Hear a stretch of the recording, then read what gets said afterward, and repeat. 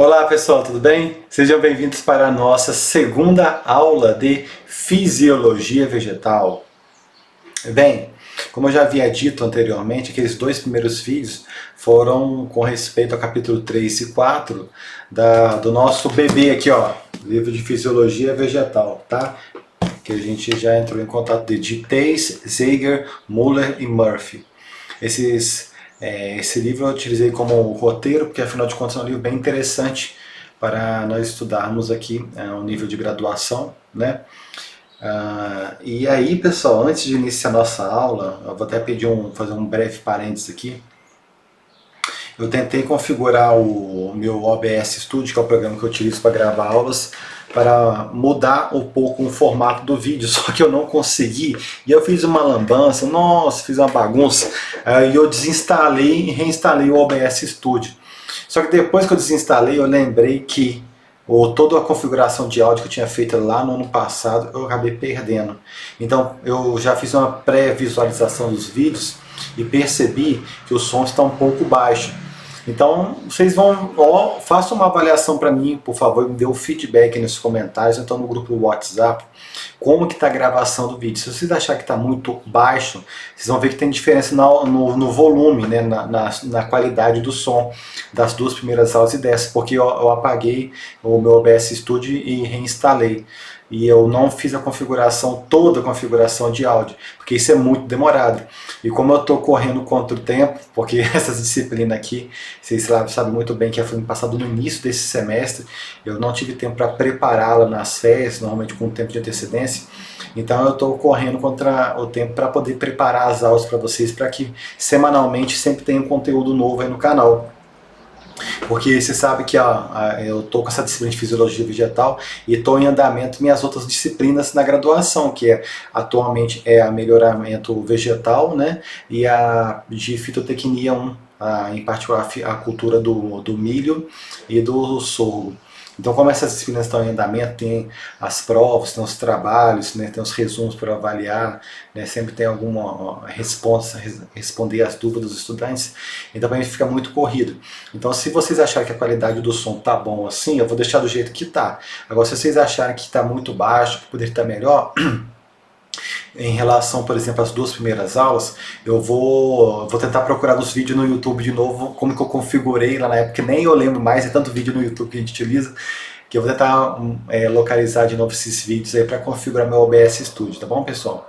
Então vocês deixem, por favor, o feedback se ficou bom ou não essa gravação aí.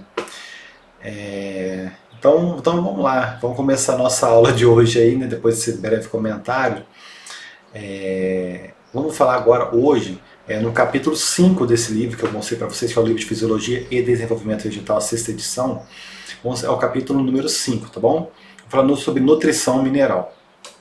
Bem, antes de entrar no tema, eu vou perguntar para vocês. É importante nutrir-se, né? O que é nutrição? Deixa eu perguntar para vocês aí. Nutrição, alguns vão falar, alimentação, alimentação. Com certeza, alimentar, né? Você tem que se alimentar, você vai nutrir, né? E se para nós, que somos animais, isso é muito importante, né? Que ela se dá através da nossa alimentação, a gente abre a boca, mastiga o alimento, começa o processo de triturar, aí depois vai se macerando no trato gastrointestinal, né, com os movimentos peristálticos, e aí depois vem para o estômago, e depois lá só o processo de digestão, de catabolismo, degradação das moléculas. Tá passando um carro de som aqui na minha rua agora.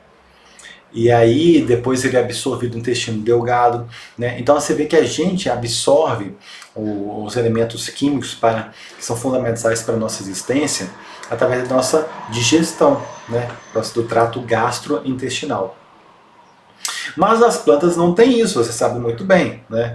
Então, porque nós somos seres heterotróficos, e já as plantas são seres autotróficos. Elas que preparam e sintetizam seus próprios alimentos, né? Então elas sintetizam as próprias moléculas necessárias para o seu próprio metabolismo. Então isso é uma coisa fascinante, porque se não fossem as plantas, nós não estaríamos aqui na Terra, né? Nenhum animal estaria aqui na Terra, porque a planta é como se fosse a base da alimentação no planeta Terra, né?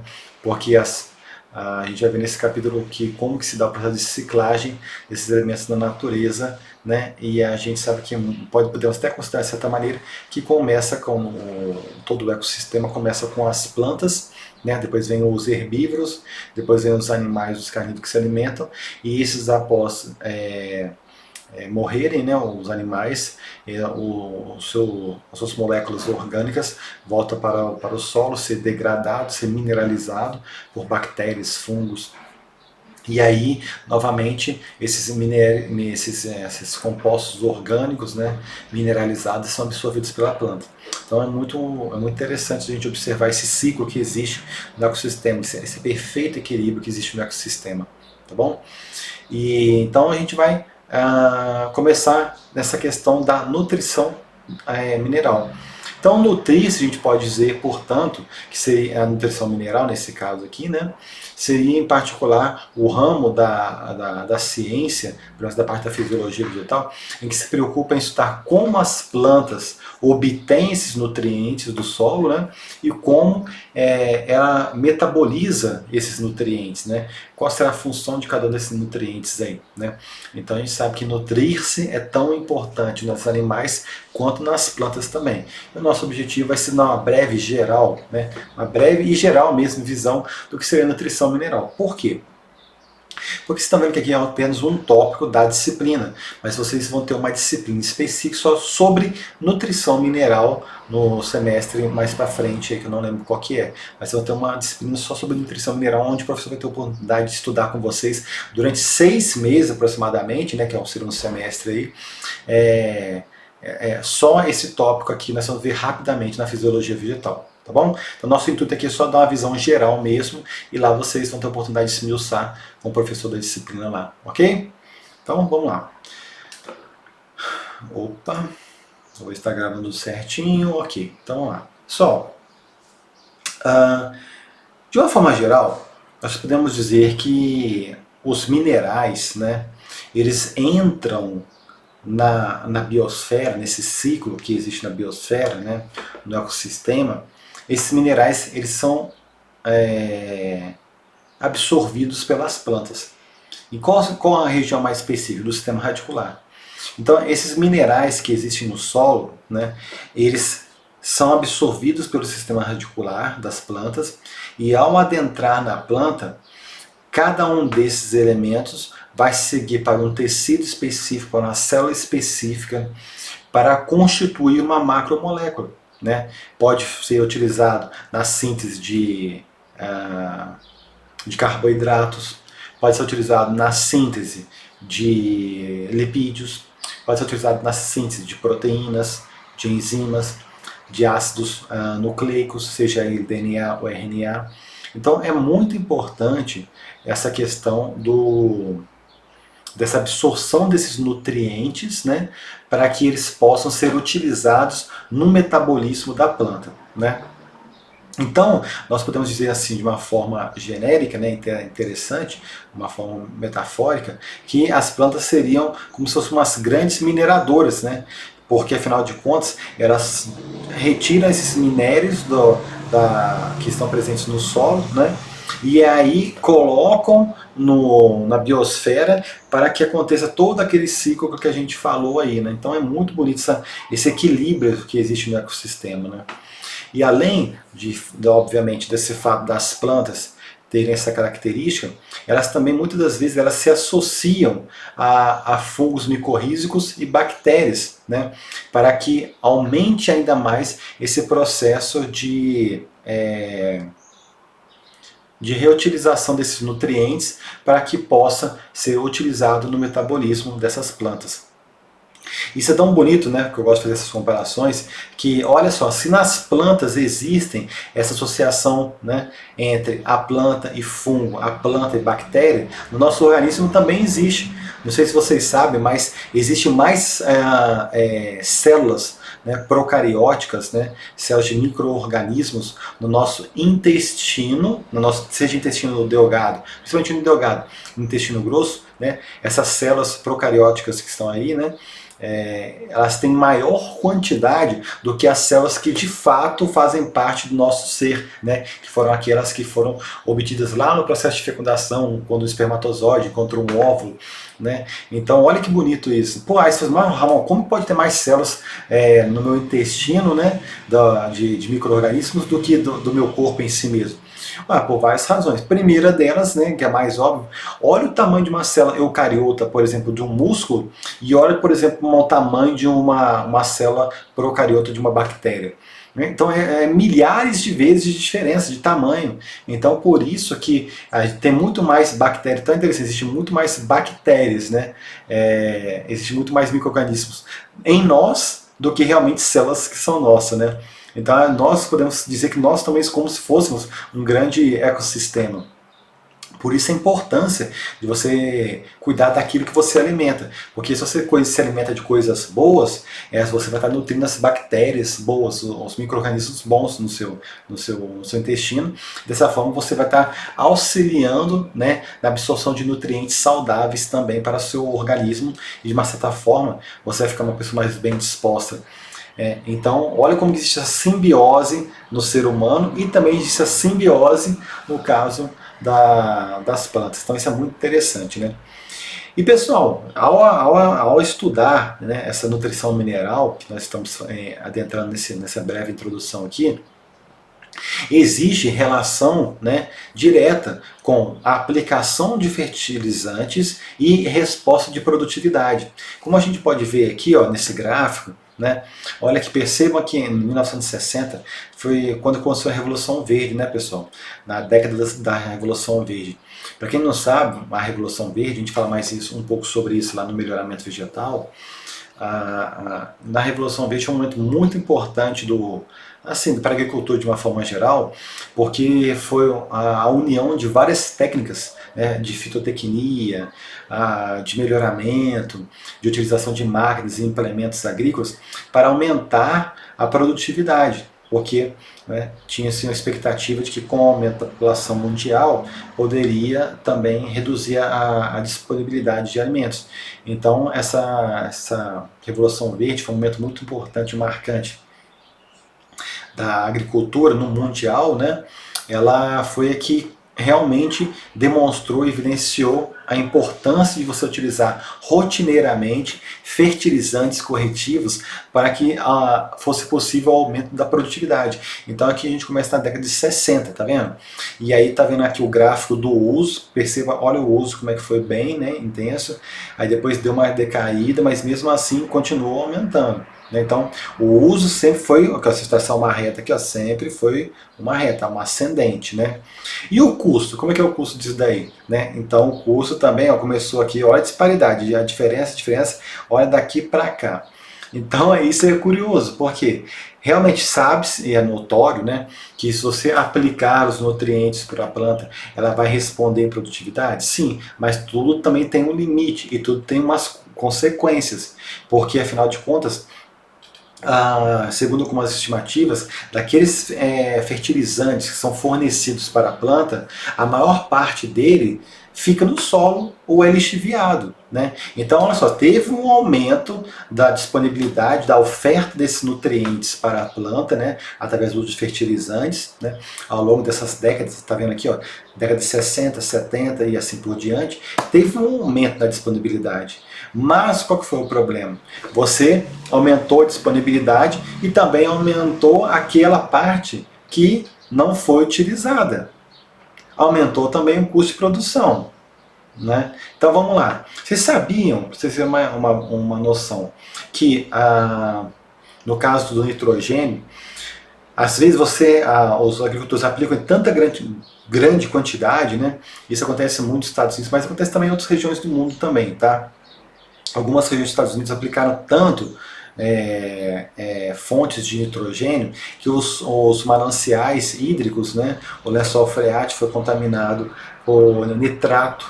E aí, esses íons, os ânions no caso, né, os ânions de nitrato, eles entraram na água, e aí as pessoas ao se alimentar desse nitrato, ele é extremamente tóxico em grandes quantidades, né, proporcionando aqueles eventos que o pessoal catalogou como os baby blues, né, que as crianças, os bebês ficavam com a coloração da pele azulada devido ao excesso de nitrato que eles haviam ingerido através da água.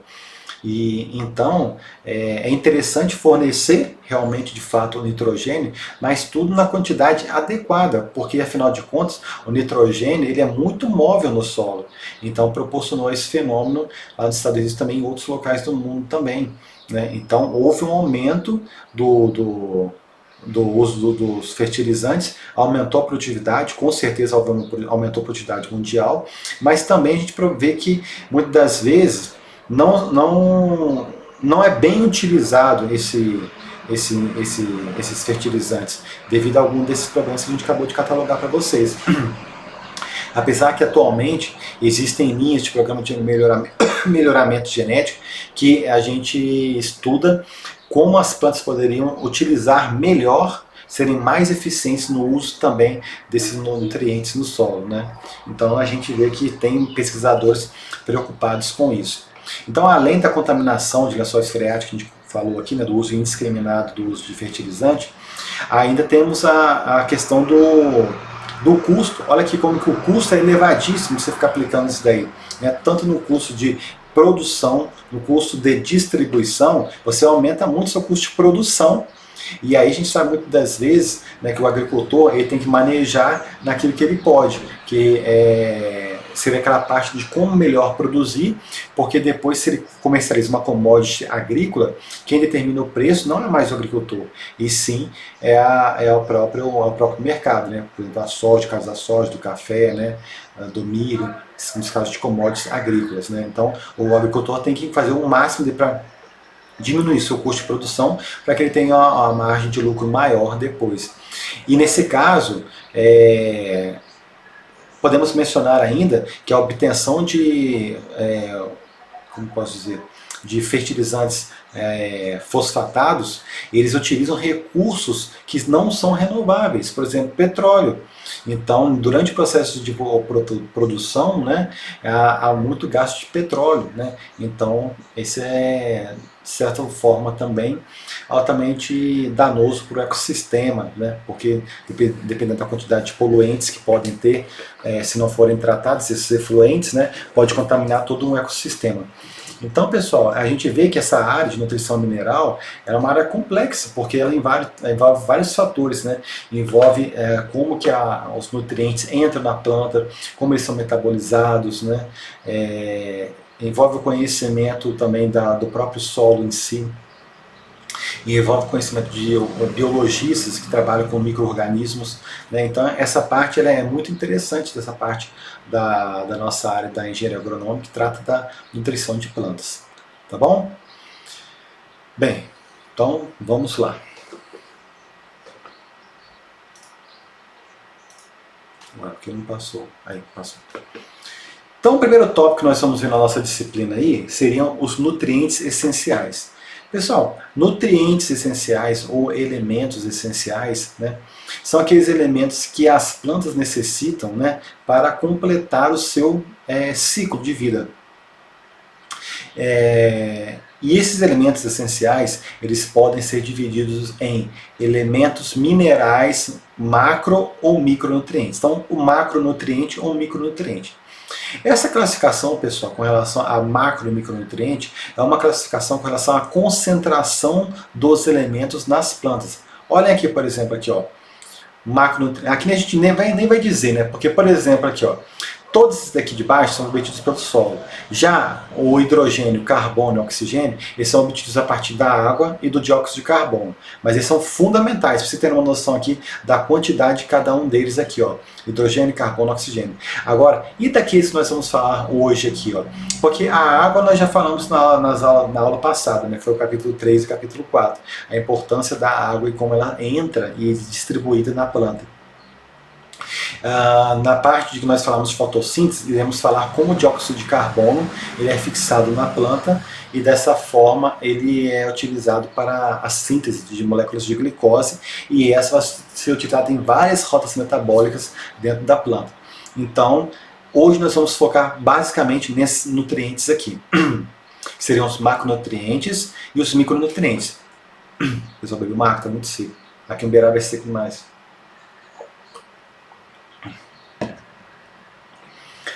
Então vamos lá, ó.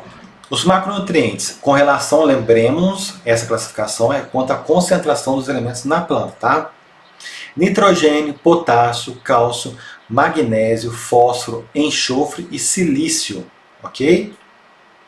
Micronutrientes, cloro, ferro, boro, manganês, sódio, zinco, cobre, níquel, molibdênio. Também olha a diferença de um para o outro aqui, né? Então, você vê aqui ó, as concentrações que são considerados os macronutrientes e aqui embaixo os que são micronutrientes. Percebam um detalhe. Aqui eu estou falando em termos de quantidade da concentração desses elementos nas plantas. Não estou falando de importância, porque todos são essenciais, são importantes, né? Se você não tiver, por exemplo, você pode ter todos em disponibilidade, mas vamos supor que você não tem o cloro. E aí, vai conseguir completar o ciclo da planta? Vamos supor que você tem todos, não tem o ferro. Você vai conseguir completar o ciclo da planta? Provavelmente não, né? Apesar de ser utilizado em pequenas quantidades, eles são fundamentais porque fazem parte de algumas reações químicas que são fundamentais para a planta completar o seu ciclo, né? Então, não confunda uma coisa com a outra. Macronutriente e micronutriente em relação à quantidade, a concentração deles na planta. Não tem a ver com importância, nem com o tamanho dos nutrientes, tá bom? Tem nada a ver uma coisa com a outra. Ficou claro isso daí, né? Ok. Então, pessoal, então existe essa classificação, né, que a gente vai encontrar em vários livros, né? Classificação com relação à concentração dos elementos das plantas, de um macro e do micronutriente. Mas também vamos falar hoje um pouco também de uma outra classificação que o pessoal utiliza mais na parte da fisiologia vegetal, que foi proposta por alguns pesquisadores da área, né, que seria a classificação quanto ao papel bioquímico e função fisiológica nas plantas.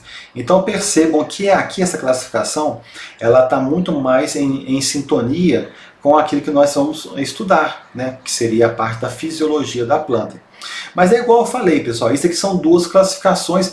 Tem uma que é mais correta, outra que é mais... Tem uma que é mais correta, outra que é mais errada. Não, são sistemas diferentes.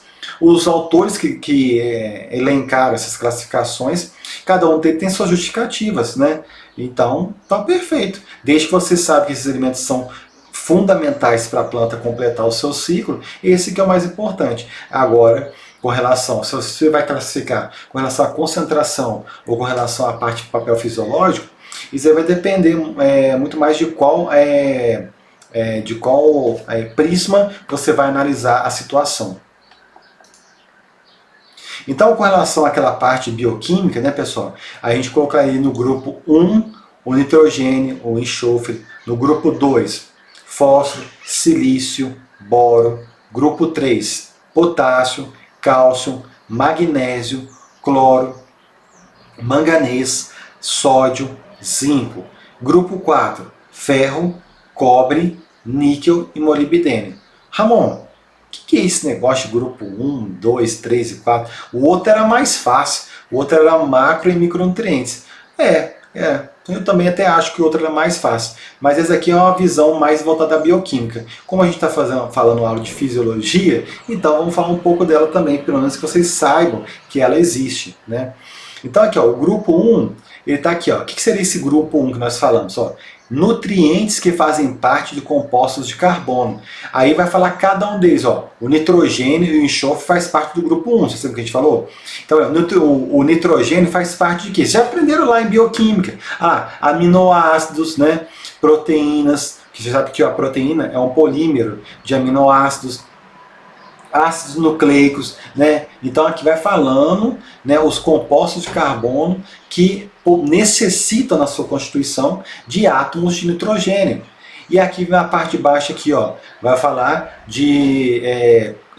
do enxofre, né? Então aqui vai falar da cisteína, cistina, metionina, né? Vai falar dos aminoácidos, das proteínas. Então vai falar de outros aqui, ó, coenzima A. Então percebam o seguinte, que aqui vai ter daqui dentro, né, desses daqui, vai ter uma descrição detalhada do que seria onde nós encontraríamos, qual seria a função de cada um desses elementos aí. E eu não estou preocupado com isso, porque isso daqui vocês vão estudar em profundidade, como eu falei, provavelmente um professor de nutrição mineral, né, vai ser uma disciplina só disso. Então, vamos nos ater somente ao grupo, à nomenclatura do grupo de uma forma geral, tá? Então aqui, ó, nitrogênio, enxofre, nutrientes que fazem parte de compostos de carbono. O grupo 2, nutrientes que são importantes na armazenagem de energia e na integridade estrutural, tá bom? Grupo 3, nutrientes que permanecem na forma iônica, né? E grupo 4, nutrientes que estão envolvidos em reação, olha, reação redox, hein? Agora que eu vi aqui, ó, em reações redox, né? Tirei tudo daqui, tá, pessoal? Tirei do livro aqui, ó. Reações, né? Ficou falando, reações redox, né? Mas beleza. Então, pessoal, a gente vai ver que essa classificação, até essa classificação, vou ser bem sincero para vocês, ela é meio arbitrária também. Como assim, irmão? Como que você fala aí? Não, é bem arbitrária também.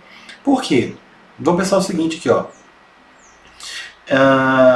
O cálcio, ele faz parte de nutrientes que permanecem da forma iônica?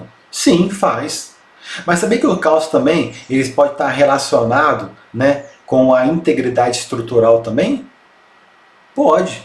Integridade estrutural. Se não fosse ele, como é que ele poderia estar relacionado lá com a integridade estrutural das membranas, né? Das membranas plasmáticas. Então, e além disso também, né, nessa sua forma iônica, ele pode ser utilizada como cofator em algumas reações químicas para algumas determinadas enzimas que o utilizam como cofator. Olha aqui, ó, o manganês. O manganês está aqui na forma iônica, não está? Mas ele também pode fazer parte aqui desse outro grupo aqui, ó. Eles estão envolvidos em reações redox lá durante o processo lá de fotossíntese. Então, pessoal, essas classificações aqui, elas também não são tão perfeitas, né? Porque tem alguns elementos que podem estar em outros grupos também. Tá? Mas eu vou deixar assim, em respeito ao livro, porque quem escreveu o livro entende mais de fisiologia do que eu, então, em consideração aos autores, nós vamos também utilizar essa abordagem também, tá? E quem desenvolveu também essa classificação. Pessoal, então, além daqueles elementos que são os elementos essenciais, que sem ele a planta não completa o seu desenvolvimento, temos elementos que são não essenciais de ocorrência natural, que podem, de certa forma, também afetar o metabolismo, né, e a fisiologia da planta. E seriam eles o alumínio, o selênio e o cobalto. Por exemplo, o alumínio em pequenas quantidades, ele pode estimular o crescimento vegetal, né? Agora, o selênio, acumulado em alguns grupos de plantas, né, tem algumas funções específicas também. O cobalto, constituinte da vitamina B12, importante para a fixação de nitrogênio por micro-organismos. Então percebam que cada um desses elementos também, eles são importantes, né, em alguns casos particulares. Mas também gostaria de chamar a atenção que o alumínio, em grandes dosagens, né, assim como outros elementos também, que a gente vai falar sobre daqui a pouco, mas principalmente o alumínio, porque eu fiz a minha tese, meu mestrado foi sobre tolerância de milho ao alumínio, né, que é um estresse abiótico. O alumínio é extremamente tóxico, né, porque a gente sabe que aqui nos nossos solos de cerrado são solos álicos, né? Vocês vão aprender isso lá em fertilidade dos solos. O que é o solo álico? Que tem uma alta saturação por alumínio, né?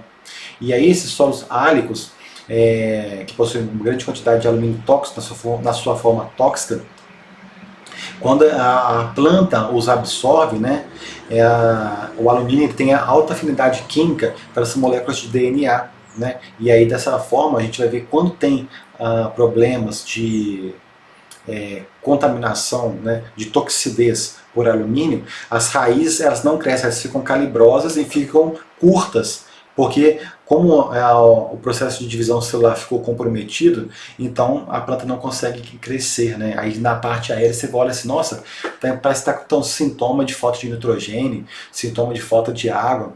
Mas na verdade, aí quando você retira aquela planta, você vai ver que ela não tem raiz. Se não tem raiz, como é que vai absorver nitrogênio, como é que vai absorver água, né? Então olha como que um nutriente pode afetar o outro, né? Então, isso é muito interessante, né? Tem alguns elementos que têm sinergia química entre eles, alguns nutrientes que têm sinergia química, e tem alguns nutrientes que são antagonistas, né? Vocês vão ver isso lá com o professor da parte de nutrição mineral. Não vou ficar explorando isso aqui agora não, ok? Então percebam que é extremamente importante a gente conhecer a função, né, desses nutrientes, né, e como que seria esse sintoma de deficiência caso eles estejam ausentes. Por quê? Porque se eu conheço qual que seria a função desses nutrientes, né, e sei como que seria o sintoma de deficiência dele, eu rapidamente, ao observar a planta com aquele sintoma de deficiência, eu tentarei de alguma forma, né, minimizar aqueles efeitos, né, da deficiência, para que a planta possa, de certa forma, ainda se recuperar e produzir, né? E qual que seria uma forma interessante da gente tentar visualizar como que seria esses sintomas de deficiência na planta, né? Uma das metodologias que nós temos é o uso de cultivo em solução nutritiva, né? Ou cultivo em solução, ou também conhecido como hidroponia. Então, nessa metodologia aqui da hidroponia, né, inclusive tem a hidroponia, quando você vai no supermercado, você não compra algumas vezes a alface hidropônica, a ideia é a mesma, né? Só que lá eles fazem cultivo comercial. Aqui na fisiologia, quando você utiliza a hidroponia, o intuito é você avaliar como a ausência de um dado nutriente pode afetar o metabolismo daquela planta. E como que eu vou, qual que seria o sintoma, como que é o visual daquela falta daquele nutriente. Então, o que o pessoal faz nessa solução nutritiva? Eles vão pegar a solução, né? Daqui a pouco a gente vai falar um pouco sobre ela, daqui a pouco uma solução que seria considerada como referência, né? Mas aqui vamos falar, por exemplo, do processo de uma forma geral. E aí, você pegaria essa solução e retiraria um desses nutrientes. E ao retirar um desses nutrientes, você visualizaria lá na planta, né, como que é o sintoma dele. Ah, eu retirei o nitrogênio aqui dessa solução nutritiva. Como que será que o que eu vou visualizar aqui na folha aqui? Né? Então essa que é a ideia, quando você faz a cultiva em solução, para você tentar descobrir como que é o sintoma de deficiência. E aí, você observando, né, aí você tenta rapidamente no campo, ou na casa de solução, no caso de cultivo protegido, né, tentar contornar esse problema mais rápido possível, para que você não perca a sua produtividade, né? Então, quais seriam essas formas de cultivo em solução nutritiva, né? Então, o primeiro aqui, que é o mais conhecido de todos, que é o sistema de cultivo hidropônico, pessoal. Então, a gente, como observa aqui, está vendo que tem um sistema de sustentação da planta, né, que vai servir como uma base. Pode ser em plástico, né? E aí você segura essa planta aqui, ela fica apoiada, né? E aí ocorre um crescimento do sistema radicular aqui na solução, aqui embaixo, onde tem água. Então essa solução nutritiva, na verdade, é água junto com vários outros elementos, daqui a pouco a gente vai falar um pouco sobre eles, né? E aí é importante que ocorra essa formação dessas bolhas de ar, porque é necessário que ocorra uma oxigenação do sistema radicular.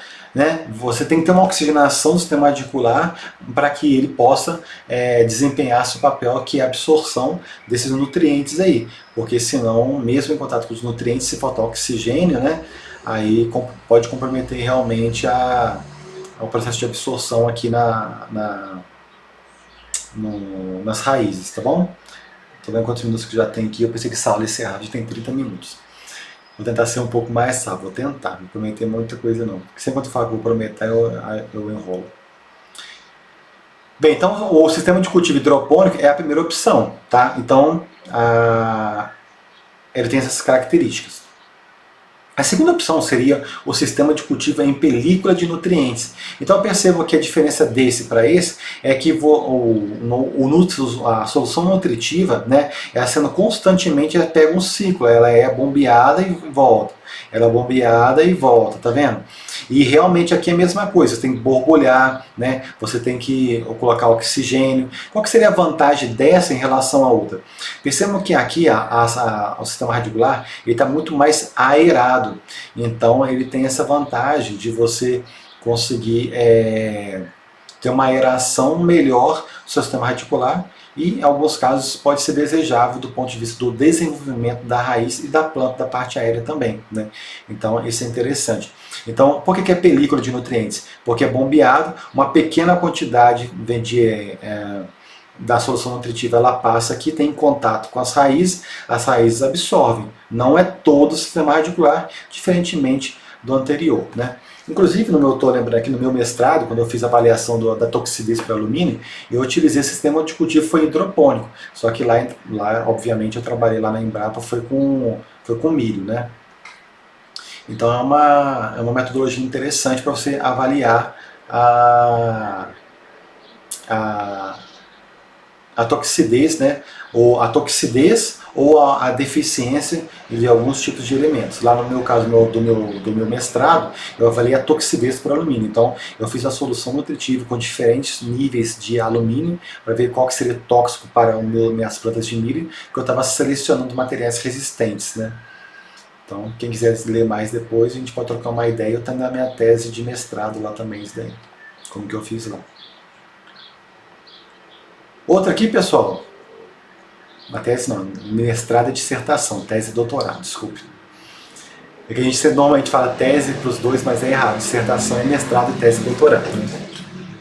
E outra forma de você conduzir em cultivo de solução seria o sistema de cultivo aeropônico. Por que aeropônico? Lembra de aero, né? Da aeroespacial, aeronave, né? Então por quê? Porque você está fazendo por aspersão, você está usando o ar, você está aspergindo, olha aqui, ó, tem a solução nutritiva, aí tem a bomba e tem o aspersor. Então, o que acontece aqui? Ó? Os nutrientes são aspergidos no sistema radicular. Então aqui a aeração aqui é muito maior, nesse caso aqui, né? Quando comparado com o sistema anterior, né? Então a aeração aqui é muito maior. E isso pode ser altamente desejável, né? Para considerar alguns tipos de estudo. Mas por outro lado também vale mencionar que como ele é feito por aspersão, que seria na verdade você está jogando moléculas de gás, né? Você tem que aumentar muito mais a concentração para que esse processo seja eficiente quando comparado ao outro, tá, pessoal? E o sistema de subirrigação, né? Como o próprio nome já sugere, o que acontece nele? Você está constantemente bombeando, né, a quantidade de solução nutritiva que tem aqui no sistema, e ele também tem um maior controle da oxigenação das raízes, quando comparado, por exemplo, com o item B e o C, né, que seria o de película e o de hidroponia. Se você comparar aqui esses dois em termos de aeração do sistema radicular, como aqui está constantemente indo e voltando os níveis, né, esses dois têm um bom controle da quantidade de aeração do sistema radicular, né. E em alguns casos isso pode ser importante para você evitar processo de oxidação da raiz, né, por alguns tipos de elementos que podem estar ali presentes. Ok, pessoal? Então teríamos basicamente esses 4 tipos de sistemas, né, que utilizam a solução nutritiva para nós identificarmos sintomas de deficiência ou toxidez por um dado nutriente, tá bom? É assim que a gente faz os estudos para descobrir como que a gente visualiza os sintomas no campo ou no próprio cultivo protegido. Então, uma solução que foi muito utilizada, ainda é muito utilizada, né, é a solução de Hoagland.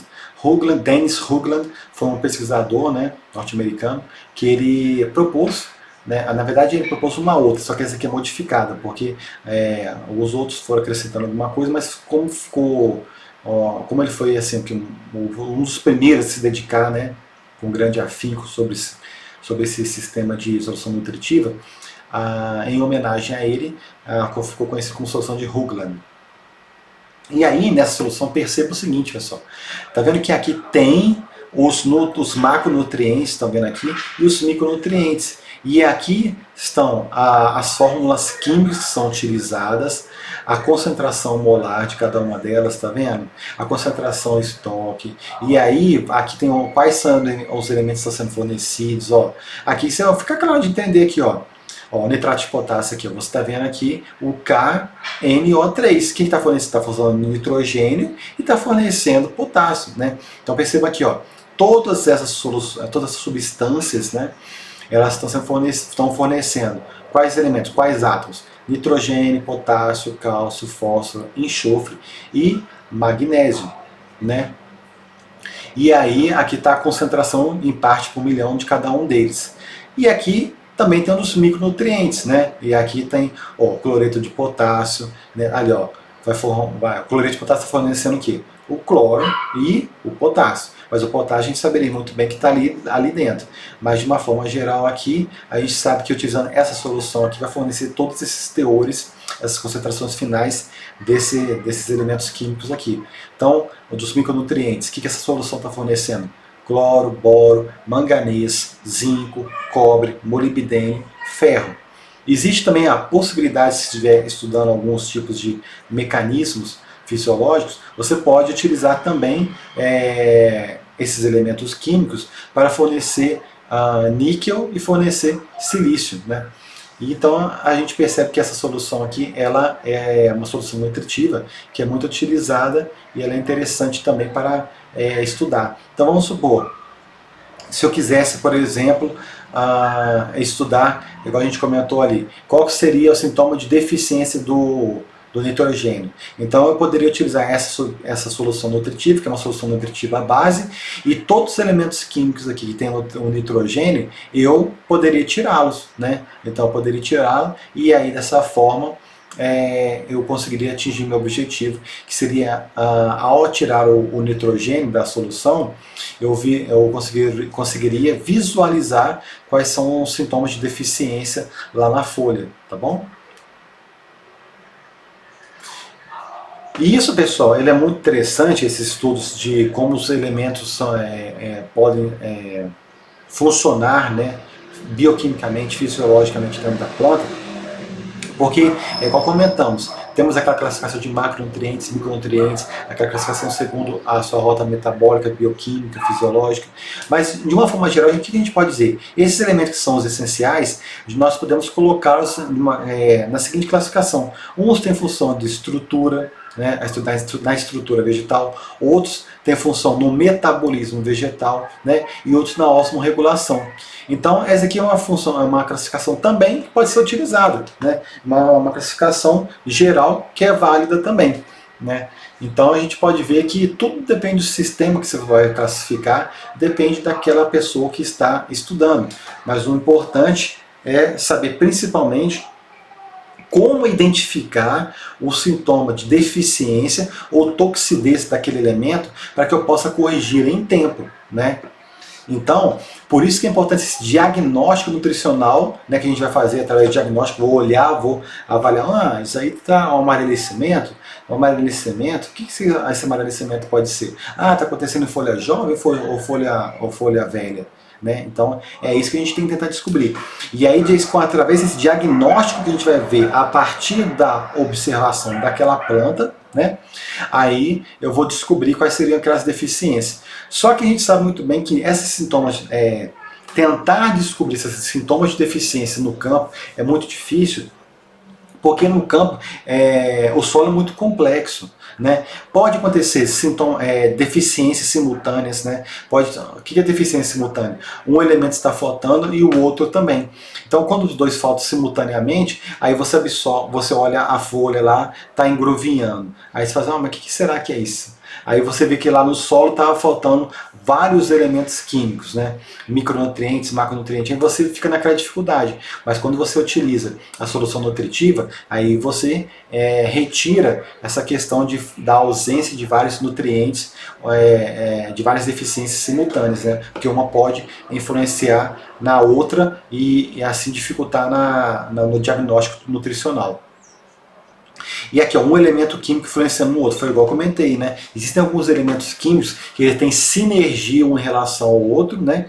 Que um na presença do outro facilita a entrada na raiz, mas um na presença do outro, um é antagonista. Às vezes a planta tem preferência por um em detrimento do outro por causa da afinidade química. Então, isso quando é estudado no solo é muito difícil de você mensurar. Por isso a importância de a gente avaliar lá na casa de vegetação, no caso da solução nutritiva, né? E ainda temos um outro complicador quando é feito isso lá no campo, né? Esse diagnóstico visual aqui, o nutricional. Porque tem algumas doenças virais que têm sintomas muito parecidos com a falta de determinados elementos químicos. E quando você faz o cultivo protegido, né, em câmaras protegidas, fitotrons, por exemplo, ou caso de vegetação mesmo, utilizando a hidroponia, fica muito mais fácil de você mensurar realmente o que é devido a doenças virais, né, e o que é devido a ausência de um dado elemento químico, né? Então é muito importante e válido esse tipo de estudo que é feito em hidroponia. E aí, pessoal, os pesquisadores, né, avaliaram que nós podemos classificar os elementos químicos, né, que a gente está falando, os elementos essenciais, né, segundo a sua mobilidade. E, de acordo com a sua mobilidade dentro da planta, nós vamos observar as deficiências em folhas jovens ou em folhas velhas, né? Por quê? Vamos raciocinar o seguinte, ó. Os elementos que são móveis dentro da planta são lá, ó, nitrogênio, fósforo, potássio, magnésio, cloro, zinco, sódio, molibdênio. Ah, irmão, por que está com coloração diferente aqui? Porque aqui está com relação aos grupos. Você lembra aqueles grupos que a gente falou lá? O grupo 1, grupo 2, grupo 3, grupo 4. Grupo 1, vermelho. Grupo 2, azul. Grupo 3, verde. E grupo 4, o laranja? É laranja. E aí, perceba o seguinte, a mobilidade do nutriente dentro da planta. Se ele é um nutriente extremamente móvel, onde você acha que a gente vai observar primeiro os sintomas de deficiência? É justamente nas folhas velhas. Vamos raciocinar. Ó, a planta está lá, cresceu. Avaliei a planta hoje aqui, a planta tá bonitinha, nossa, bonitinha, tá crescendo bonitinha, tal, verdinha. Aí de repente, passou 30 dias. E aí eu começo a perceber um amarelecimento, tá, das folhas velhas daquela planta que está crescendo. Pode ser um indicativo, né, de que não foi adubado ou fertilizado só de uma forma apropriada em nitrogênio. Por quê? Porque como é um elemento móvel, o que vai acontecer? A planta vai retirar, se está faltando, né? Naquele dia que foi o dia 0, estava tudo perfeito, mas passou 30 dias. Nesses 30 dias, a planta estava continuando a crescer. Então, o que ela tende a fazer? Ela vai pegar esses elementos químicos que são móveis, retirá-lo da folha velha e jogá-la na folha nova. E ao fazer isso, onde você vai visualizar então o sintoma de deficiência? É justamente na folha velha, né? Isso acontece, por exemplo, em milho, né? O sintoma de deficiência de nitrogênio. Se você percebe que as folhas baixeiras lá, né, elas não foram, elas estão sofrendo amarelecimento, né? E você, nas folhas mais velhas, que são aquelas folhas mais baixas, né? Depois de 30 dias, e lá em cima está verdinho, provavelmente, estou falando que tá, criatura? Provavelmente pode ser devido a uma má adubação nitrogenada. Pode ser, é uma possibilidade, né? E assim, cada um desses elementos que eu falei aqui, tá pessoal? Eles têm a sua finalidade dentro da planta, né? Eles têm sintomas de deficiência específicos, né? Eu falei só do nitrogênio aqui, eu não vou falar de tudo, né? Porque vocês vão ver uma disciplina só dessa, então vou ficar chovendo no molhado. Se até agora já deu, olha, quantos minutos? Quase 50 minutos de aula, eu tenho muita coisa ainda para falar. Então, aqui eu quero só que vocês entendam quais são os elementos móveis, né? E por ele ser móvel, onde vai aparecer primeiro o sintoma de deficiência, porque uma vez diagnosticado esse sintoma de deficiência, é porque já está brabo o esquema ali, já está feio o negócio, né? E aí, será que existe a possibilidade de você tentar contornar esse problema? A gente vai ver daqui a pouco isso daí, né? Então a gente vai ver lá o nitrogênio, né? Por que acontece o amarelecimento, né?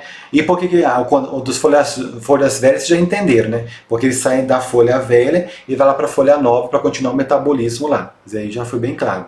Mas qual que é a função lá do nitrogênio? Já falou algumas coisas também. Já falamos que olha os grupos aminas que nós temos em algumas proteínas, os aminoácidos,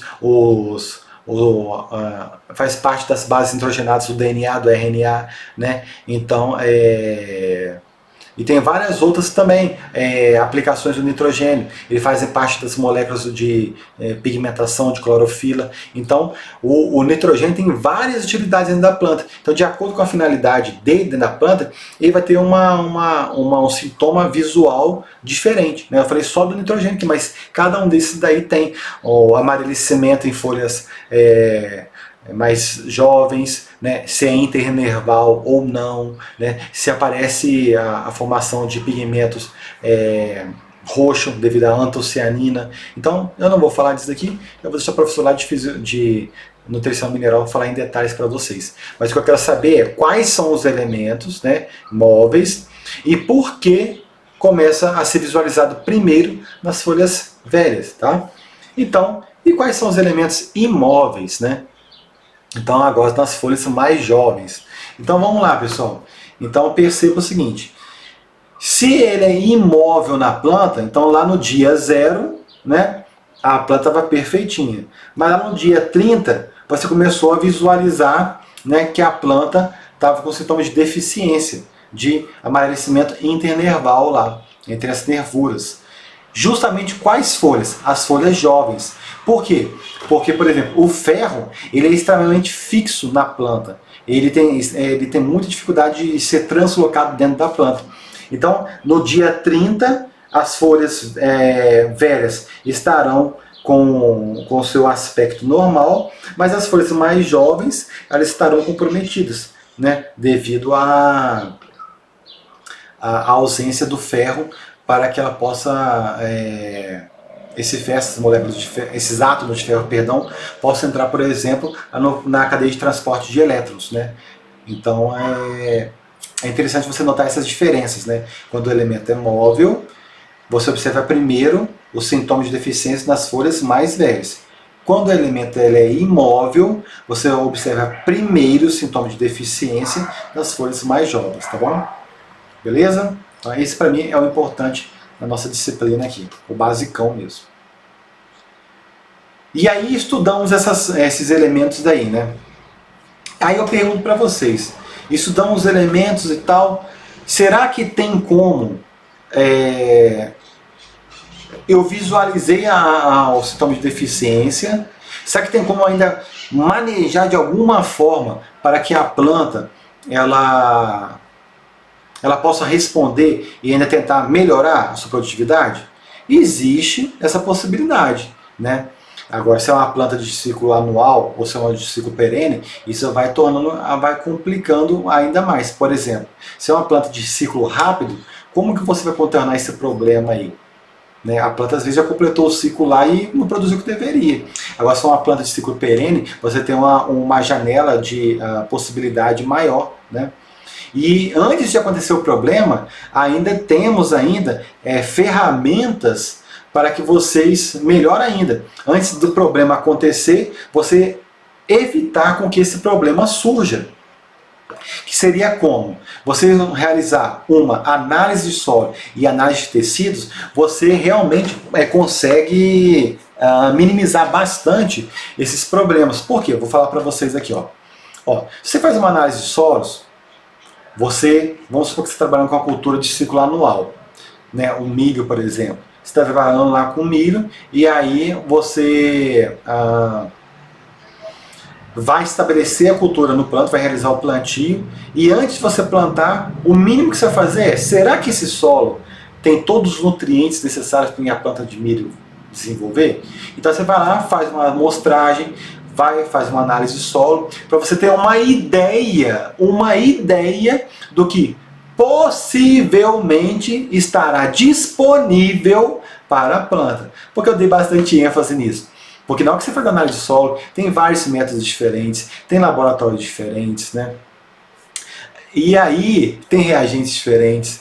Então você sempre deve buscar o mais confiável possível. E mesmo buscando a maximização dessa retirar o erro do laboratório, né? Não quer dizer que os nutrientes estando presentes no solo, a planta vai absorver, né? Existe a possibilidade dela absorver, mas não quer dizer que ela vai absorver. O único que você vai ter certeza absoluta de o que já está dentro da planta é você fazer uma análise foliar. Então você vai lá, faz uma amostragem das folhas da planta, né, de algumas regiões dela, retira, né, guarda em nitrogênio líquido, manda para o laboratório analisar qual é a situação nutricional da planta naquele momento. Porque você vai ter certeza do que a planta tem dentro dela naquele momento. Né? Então esse seria o mais eficiente quando nós comparamos os dois, né? Só que obviamente isso aqui é muito mais caro. Então o recomendado é que você faça no mínimo a análise dos solos antes de você implantar a sua cultura, né? E você siga todas as diretrizes para ela nos livros de fitotecnia, né? Segundo a adubação. E aí depois, se aparecer algum sintoma de deficiência, você pode fazer uma análise de foliar para tentar descobrir quão deficiente a planta está. Por que quão deficiente a planta está ou se ela está no estágio adequado? Vamos lá. Porque olha só, existe a relação entre crescimento e produtividade e a concentração do nutriente na planta. Né? Então, se eu faço análise foliar, eu vou ter uma certeza de quanto eu tenho lá na planta. Tá bom? E aí, ao estudar essas relações entre a concentração do nutriente e o crescimento e a produtividade, né? Eu consigo distinguir em 3 zonas. Primeira zona, zona de deficiência.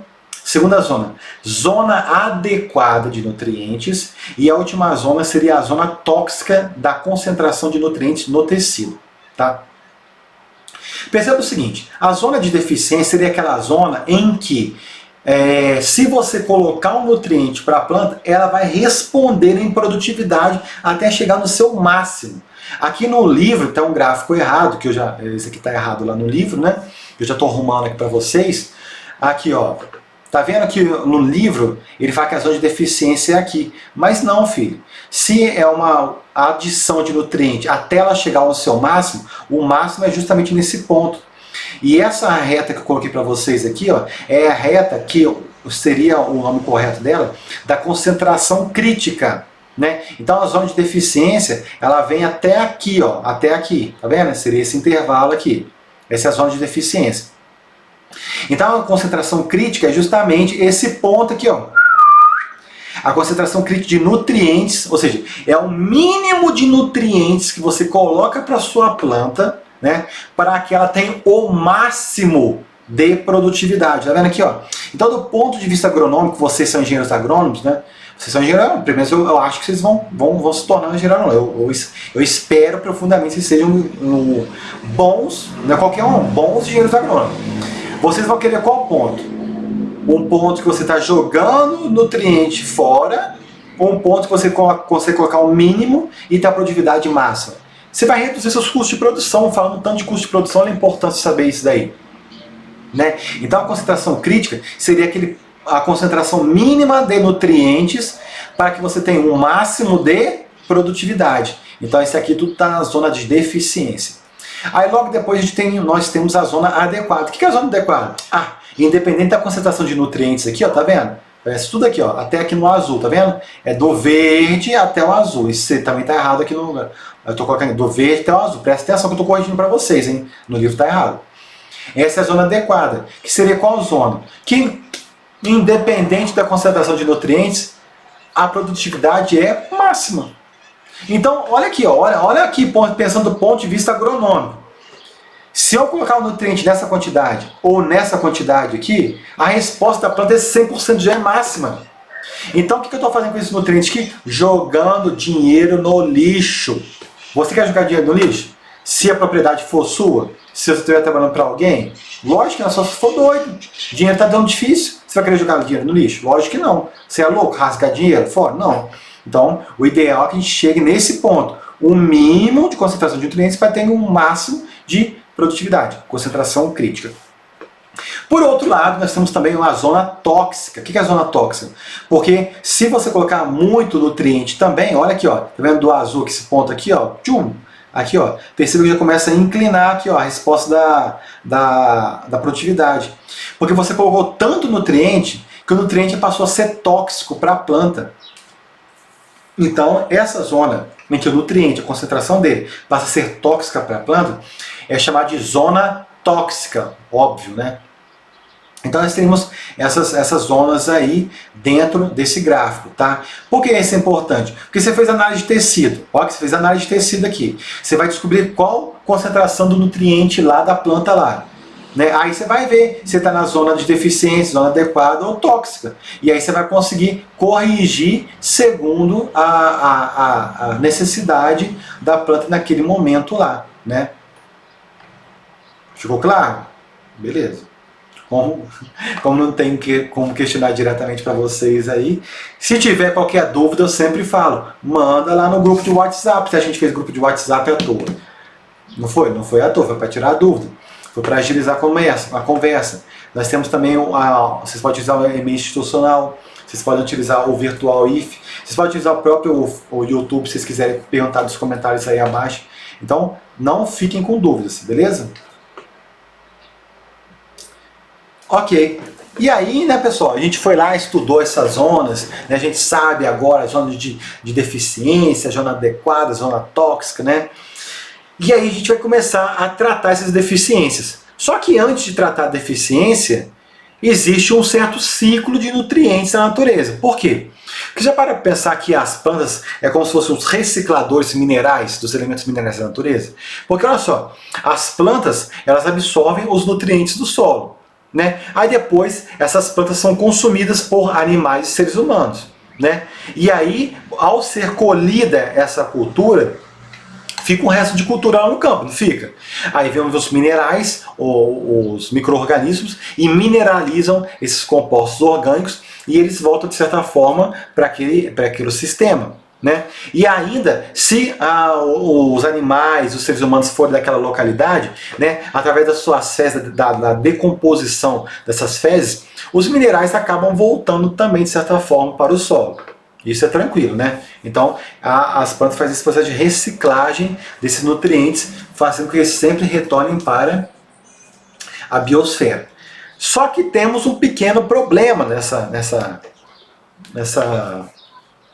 nesse esquema aí que a gente apresentou para vocês, né? Por quê? Porque, olha aqui, pode acontecer um processo chamado de lixiviação, que seria a perda de nutrientes pela água de drenagem. Como assim, Ramon? Você adubou, né? A gente falou lá no início da aula sobre o nitrogênio, né? Você adubou lá, né? E o nitrogênio ele é altamente móvel no solo. Vocês vão aprender isso lá em fertilidade de solos, nas próximas disciplinas lá. De solos, tá? Que a próxima disciplina de solo é fertilidade e a outra seria nutrição de plantas. Então o professor vai falar isso com vocês lá. Eu só vou adiantando aqui. O que acontece? Tem elementos químicos que são extremamente fixos no solo e tem outros que são extremamente móveis no solo. Extremamente fixos no solo eu posso citar, por exemplo, o fósforo. O fósforo é extremamente fixo no solo. Independente se estiver chovendo, caramba, 4, choveu, ele vai ficar ligadão lá no solo, não vai sair de jeito nenhum dissolvido nas partículas do solo. Mas, se for o nitrogênio, na sua forma orgânica principalmente, ele é altamente lixiviado. Então, se é numa localidade em que você ela fez adubação nitrogenada e chove muito, aquele nitrogênio vai descer, filho. Vai descer, pode ficar tranquilo, que vai descer tranquilo. Ó, vai descer lá no lençol freático, que vai acontecer o que a gente falou lá no início da aula. O mau uso de fertilizantes. Então, a chuva em excesso, né, ela pode fazer com que ocorra esse processo de lixiviação, que seria a perda de nutrientes de nutrientes minerais no perfil do solo, né? E vai contaminar o lençol freático e vai contaminar as pessoas que vão se alimentar daquela água lá, porque a gente viu que o mais importante nutriente que nós temos é a água, né? Então, aí você perdeu esses nutrientes, e o que vai acontecer com aquele solo? Vai ficar fraquinho de nutriente, né? E aí o que vai acontecer? Na hora que a planta estiver sugando, vai acontecer? Vai conseguir chupar os nutrientes do solo? Não, porque foi tudo lixiviado. Então aí você vai observar a deficiência dela, daquele nutriente que está ausente no solo. Outro motivo que pode ser de perda de nutriente é por exportação. Por quê? Nós estamos comendo aqui arroz aqui, mas tem algum produtor, grande produtor aqui de arroz aqui perto aqui de Uberaba aqui? Eu pelo menos eu não conheço. Aqui a gente sabe muito plantação de milho, de cana, aqui pertinho. Agora de arroz eu não conheço, pelo menos grande produtor. Aí o que acontece? A maior parte do arroz que a gente está se alimentando aqui, ele vem fora da nossa região. Então, o que você acha que aconteceu nas regiões, lá na propriedade? Vamos falar lá na região sul, né? Então, o que você acha que está acontecendo com aquela propriedade lá em termos de nutrientes? Todos os nutrientes que nós estamos nos alimentando daquele arroz, né, o grão do arroz, eles estão sendo exportados lá da região sul para cá, porque ele foi produzido lá na região sul, mas a gente está alimentando dele aqui. Então, na hora que a gente defecar, né, a gente falou dos animais ela fazendo fezes, você acha que os nutrientes vão voltar lá para a região sul? Lógico que não. Vai ficar aqui em Minas Gerais. Então, vai ter uma reciclagem desses nutrientes naquele sistema? Não. Então, vai perder nutrientes lá no Rio Grande do Sul? Sim, com certeza. Então, a gente tem que fazer alguma coisa para a gente tentar minimizar esses problemas, né? E essa coisa seria justamente tratar a deficiência com o uso de fertilizantes, tá? Então o fertilizante, ele, no caso, ele pode ser fertilizante químico, né? Pode ser fertilizante orgânico, né? E esses fertilizantes, qual que seria a grande finalidade dele? Você repor o que foi perdido durante o processo de produção, né? Então, você vai repor os minerais que ali foram exauridos. Então o fertilizante químico é aquele que você forneceu os nutrientes, né, os nutrientes inorgânicos para a planta. Principalmente nitrogênio, fósforo e potássio. Vocês podem fornecer cada um desses separadamente, que seria o fertilizante simples. Eu posso fornecer a ureia, por exemplo, para suprir a demanda de nitrogênio. Eu posso fornecer, por exemplo, superfosfato simples para a demanda de fósforo, né? E eu posso fornecer cloreto de potássio para suprir a demanda de potássio. Então, esses seriam os fertilizantes simples, né? Os fertilizantes inorgânicos simples. Por outro lado, nós temos os fertilizantes também, né, que são compostos, né? O que seria aqueles compostos? Seria o famoso NPK. Já ouviram falar do NPK? Quem, se algum que é filho de produtor aí, ou relacionado à área de produtividade, já ouviu falar do NPK. Nitrogênio, fósforo e potássio. Na verdade, não é nitrogênio, fósforo e potássio. A gente sabe que é o nitrogênio, fósforo, que é o P2O5, e potássio, K2O. Né? E aí você vai fornecer esses nutrientes. O mais clássico que a gente tem, por exemplo, no milho, falar que é uma área que eu domino, né, seria o 4,14,8, que você está fornecendo 4, 14, 8. 4 partes de nitrogênio, 14 de fósforo, e 4, 14, 8. E 8 de potássio. Né, quais formas que eu acabei de falar? P2O5, né, e a outra lá de K2O, tá bom? E aí você faz os cálculos depois de fertilidade para você suprir a demanda daquela cultura segundo o tipo de planta, a produtividade esperada, que, enfim, isso aí que vocês vão aprender lá na disciplina de fertilidade, que não é um objetivo aqui não. Mas o que é interessante a gente notar aqui, que é como tratar essa essa deficiência que a gente observou lá, que a gente quantificou, né, através do diagnóstico visual. E aí, pessoal, nós podemos também, além de usar os fertilizantes químicos, utilizar também o processo, que nem não esqueci de falar aqui, mas vou falar agora, vocês anotem aí, que seria o processo de calagem. O que é calagem? Você vai adicionar calcário para que você consiga alterar o pH do solo e colocar num pH ideal, né, para que os nutrientes fiquem disponíveis para a planta. Então perceba o seguinte aqui, ó. Perceba que o pH do solo, também que pH de 5,5 e 6, a gente pode considerar para a planta como se fosse um pH ideal, principalmente no quesito da disponibilidade de nutrientes. Porque perceba que o diâmetro aqui da figura, ele diz respeito à quantidade de nutriente mineral, né, disponível para que ela use no seu metabolismo. Então olha aqui, ó, olha o diâmetro aqui do molibdênio, do zinco, cobre, boro, manganês, ferro, magnésio, cálcio, enxofre, potássio, fósforo e nitrogênio. Nesse intervalo que seria de 5,5 a 6, está uma quantidade adequada, que é considerado um pH ácido, né? Porque a gente sabe muito bem que o pH neutro é o pH 7. Então o processo de calagem, pessoal, que é você adicionar calcário, você alterar para cima, né? Você vai alterar para cima o pH, né, você vai torná-lo mais alcalino, você coloca o solo no pH que você deseja para que você possa melhorar a oferta desses nutrientes para a planta, tá? Então o pH que seria dito como ideal seria nessa faixa aí, tá? Ok?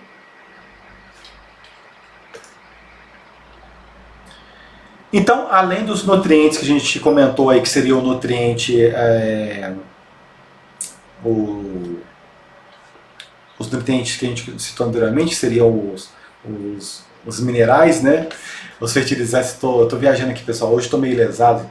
Antes de gravar essa aula para vocês, eu estava gravando uma aula de melhoramento. Estava tirando dúvida de melhoramento pessoal para ter prova semana que vem. E, inclusive tem que marcar isso com vocês também, né? Eu sempre marco na semana antes da prova, eu marco um dia para vocês tirarem dúvida. Eu tenho que marcar com a turma de vocês também. Me lembre disso daí depois, tá? Então eu estava tirando dúvida, porque semana que vem é prova de melhoramento, e aí minha cabeça hoje está meio lesada, porque eu estava melhoramento, de igual eu já passei para... Estou gravando aula de fisiologia, então me desculpe alguns delays que possa ter aí. Então a gente está falando de fertilizante químico, né? Me desculpe aí. E agora a gente está falando de fertilizante orgânico, tá? Vou beber uma água, que a água também ajuda a hidratar o cérebro.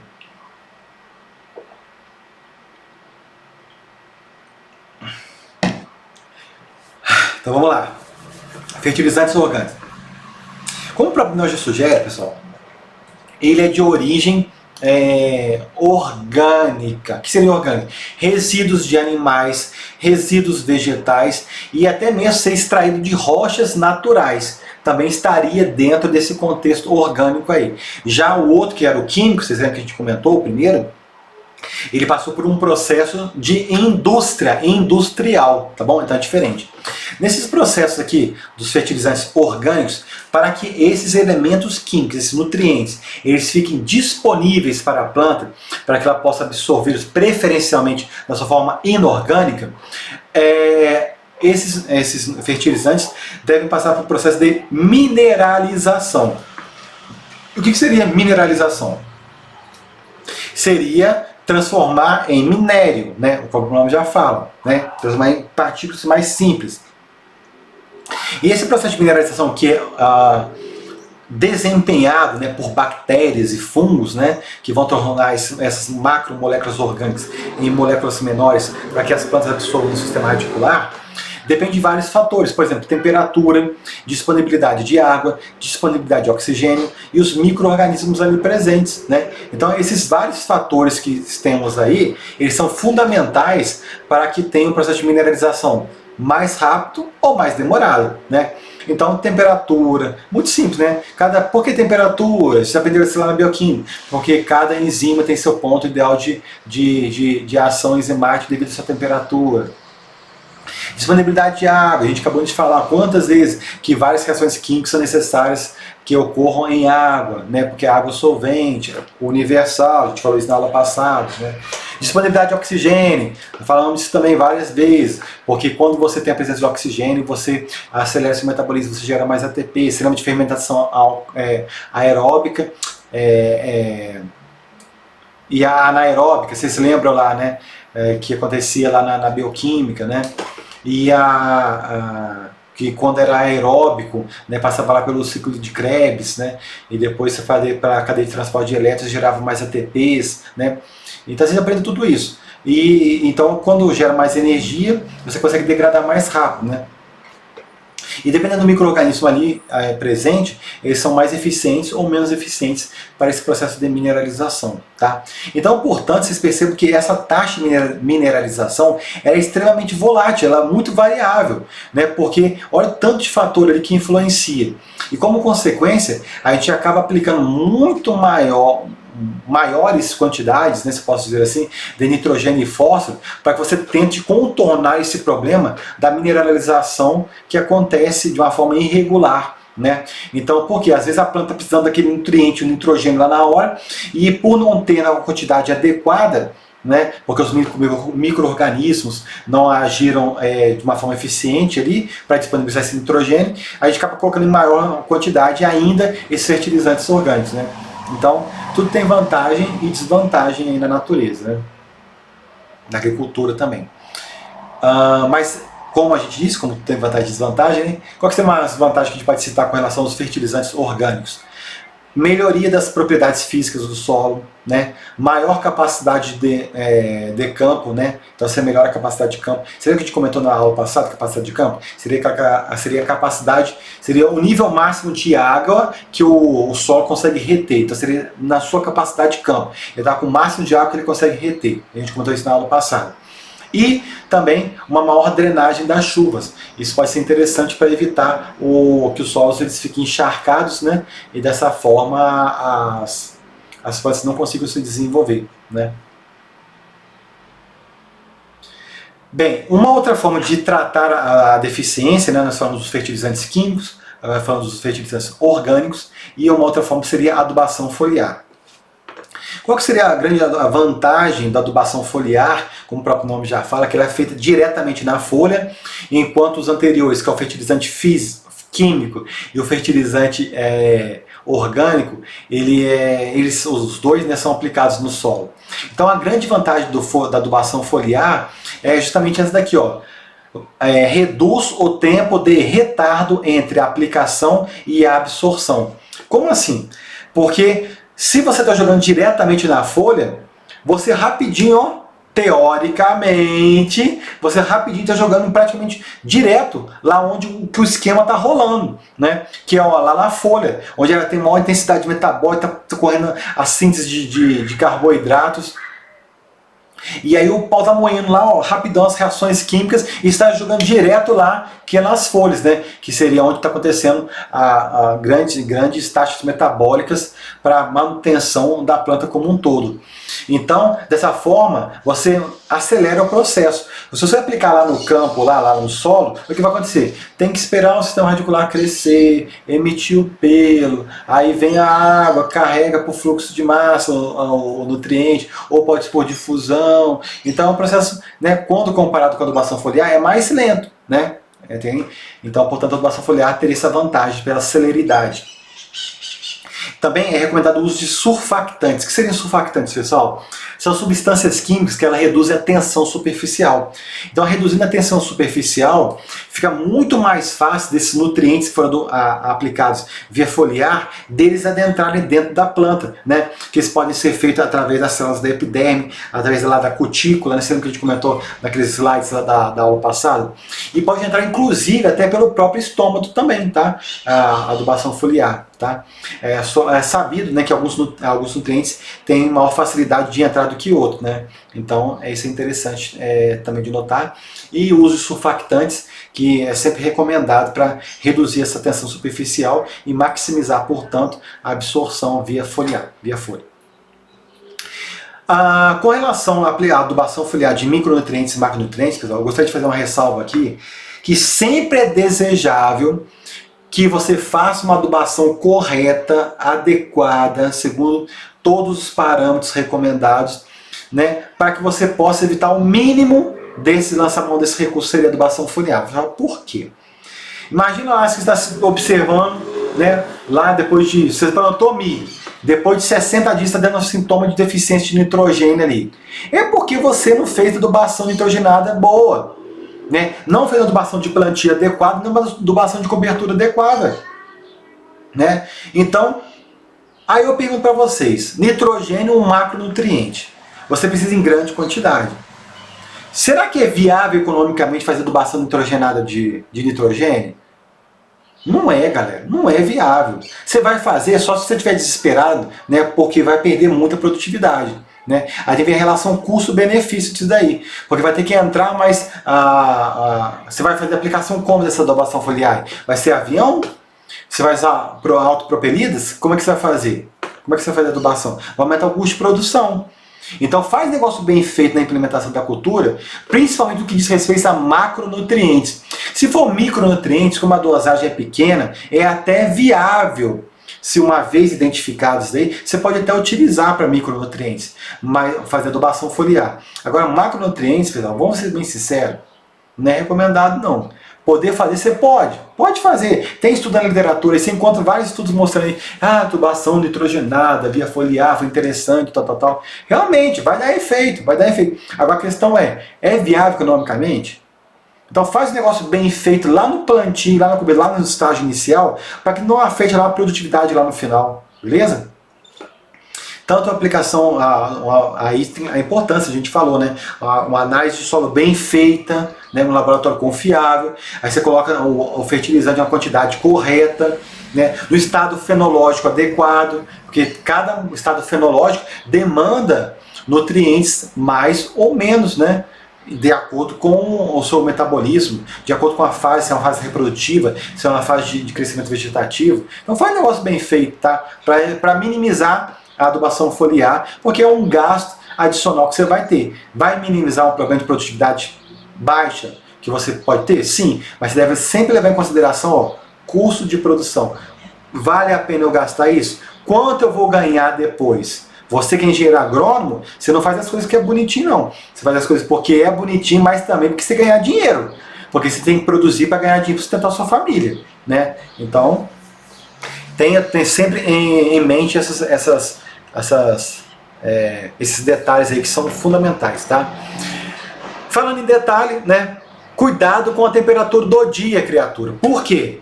Olha só, se você está aplicando sal, porque nutriente é sal, você está aplicando sal via foliar, e a temperatura do dia está muito alta, o que você acha que vai acontecer esse sal lá na superfície lá da folha? Coloca sal aí na sua pele muito tempo, você vai acontecer. Vai começar a queimar, não vai? É a mesma coisa na planta.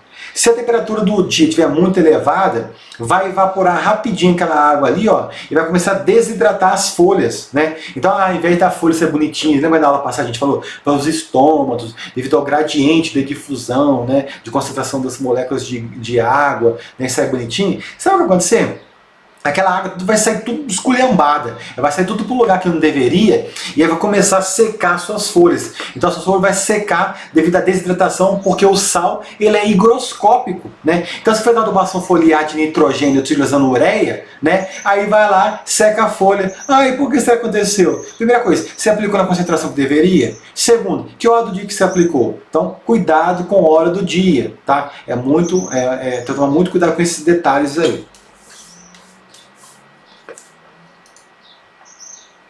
Beleza, vamos lá. Vamos acabar essa aula aí. Eu tenho 1h22. E eu pensei que essa aula ia ser só 1 hora. Vamos lá. Falar um pouquinho de solo para vocês, tá? Igual eu falei, não vou esmiuçar solos, que vocês têm vários professores de solos aí, né? Que entendem muito mais de solo do que eu. É só uma visão overview mesmo, uma visão geral aí do que seria o processo. O solo, pessoal, como vocês estão careca de saber já, né? É uma estrutura completamente complexa. Por quê? Tem uma fase biológica, tem fase química, tem as suas fases química, física, biológica, se interagindo ali para formar aquilo que nós chamamos de solo. E além dessas fases complexas daí, né, nós temos outras divisões também, que seria a fase sólida, a fase gasosa e a fase líquida. E ainda poderíamos acrescentar ainda aí a fase matéria orgânica, não, uma outra componente que entra no solo. Igual, por exemplo, a fase sólida, segundo algumas estimativas, é lógico que uma forma média, né, corresponde a 45% do solo, a fase sólida. A fase gasosa é em torno de 25%, a fase líquida em torno de 25% e a matéria orgânica do solo seria algo em torno de 5%. É óbvio que isso aqui é média geral, porque cada solo tem sua peculiaridade, cada solo tem, dependendo da sua rocha, né, de origem, dependendo das condições edafoclimáticas, edafo-solo, mais climáticas, né, se é uma região mais quente, se é uma região mais fria, tudo isso interfere lá no solo. Se tem micro-organismo, não tem micro-organismo. Então o solo é um negócio complexo de se estudar, né? Então, quem sou eu para falar de solo para vocês aí? Os professores de solo que vão falar mais detalhadamente. A minha visão então aqui é mostrar só uma visão geral, para que vocês entendam como que o solo vai estar interferindo, né, nesse processo de fornecimento dos nutrientes aí, tá? E aí, pessoal, o solo, portanto, ele é composto de partículas orgânicas e inorgânicas. Independente se elas são orgânicas ou inorgânicas, existe um predomínio de cargas negativas. Ah, tem cargas positivas, Ramon? Sim, tem também, mas de uma forma geral, a gente percebe que tem mais cargas negativas, tá? E essas partículas, a gente já comentou também algo na aula passada, que elas podem ser classificadas segundo sua granulometria, né? Então, partículas maiores, brita, areia grossa, areia fina, silt, e as menores seriam as argilas. Então, você classifica o solo argiloso de acordo com a quantidade de argila que ele tem, né? Se tem muita argila, é um solo argiloso, tem menos argila, é um solo arenoso, né? Vocês vão aprender isso ainda aí, essas classificações aí. Tá? Então aqui é só uma visão geral. Por quê? Porque as partículas, elas influenciam no fornecimento de água. Nós falamos isso lá na aula passada, vocês lembram, né? Que só os que tinham mais argila, lembram que eram argilosos, o que acontecia? Eles, de uma forma geral, né, quando faltava mais água lá, vocês lembram o que acontecia? Da tensão superficial? Eu não vou ficar falando isso, vai lá, que senão vai aumentar mais ainda a aula. Então, lembre da aula passada, solos arenosos, solos argilosos, na disponibilidade de água. Também está relacionado com a disponibilidade de nutrientes? Também, pelo mesmo raciocínio lá, por aumentar a superfície de contato. Então a ideia é a mesma lá para água e para nutrientes, tá? Além disso, das partículas presentes no solo, também devo destacar algo importante, que não vou esmiuçar, obviamente, aqui, né, que vocês vão ver em outra disciplina, que seria a capacidade de troca de cátions, né? Capacidade de troca de cátions, ou também conhecido como capacidade de troca catiônica. Por que essa característica é importante, pessoal, para nós que somos engenheiros agrônomos? Porque ela vai te dar uma medida se é da capacidade desse solo de fornecer nutrientes para a planta. Então, quanto maior a capacidade de troca de cátions da planta, maior eficiência, quanto maior a capacidade de troca de cátions desse solo, maior a eficiência dele em fornecer nutrientes para a planta. Então olha aqui, ó, você fez lá a calagem, né? Então pode ser você usou um calcário dolomítico, um calcário calcítico, sei lá, dependendo da quantidade que você utilizou, e tinha magnésio na sua composição. Mas enfim, eles entraram lá, ó, o cálcio, tá vendo? O magnésio entrou lá nas partículas do solo que são, de uma forma geral, partículas mais negativas, tá vendo? Olha aqui, ó, tá aqui. Aí ligou. Aí o que vai acontecer? Olha aqui, ó, se você coloca o potássio lá, olha que interessante, se colocando o potássio, ele troca de lugar com o cálcio sai e o potássio fica adsorvido, não é absorvido. Absorver é entrar lá dentro, ele não entra lá dentro, ele fica absorvido, ele fica junto, aqui, ó. Então faz de conta que é o solo, ele fica colado assim, ó, abre aspas, são ligações eletrostáticas com a partícula do solo. Então, por que isso é importante? Perceba o seguinte, se o solo ele tem uma baixa capacidade de troca de cátions, né, vai vir a chuva, tchau nutrientes, tchau potássio, tchau cálcio, tchau magnésio, né? Tchau manganês, manganês que não está aí, né, coitado, mas ele também vai embora, tudo vai embora. Se vem a chuva e leva ele. Mas se a capacidade de troca de cátions do seu solo é elevada, esses nutrientes vão ficar absorvidos nessa partícula e pode vir chuva, o que vai acontecer?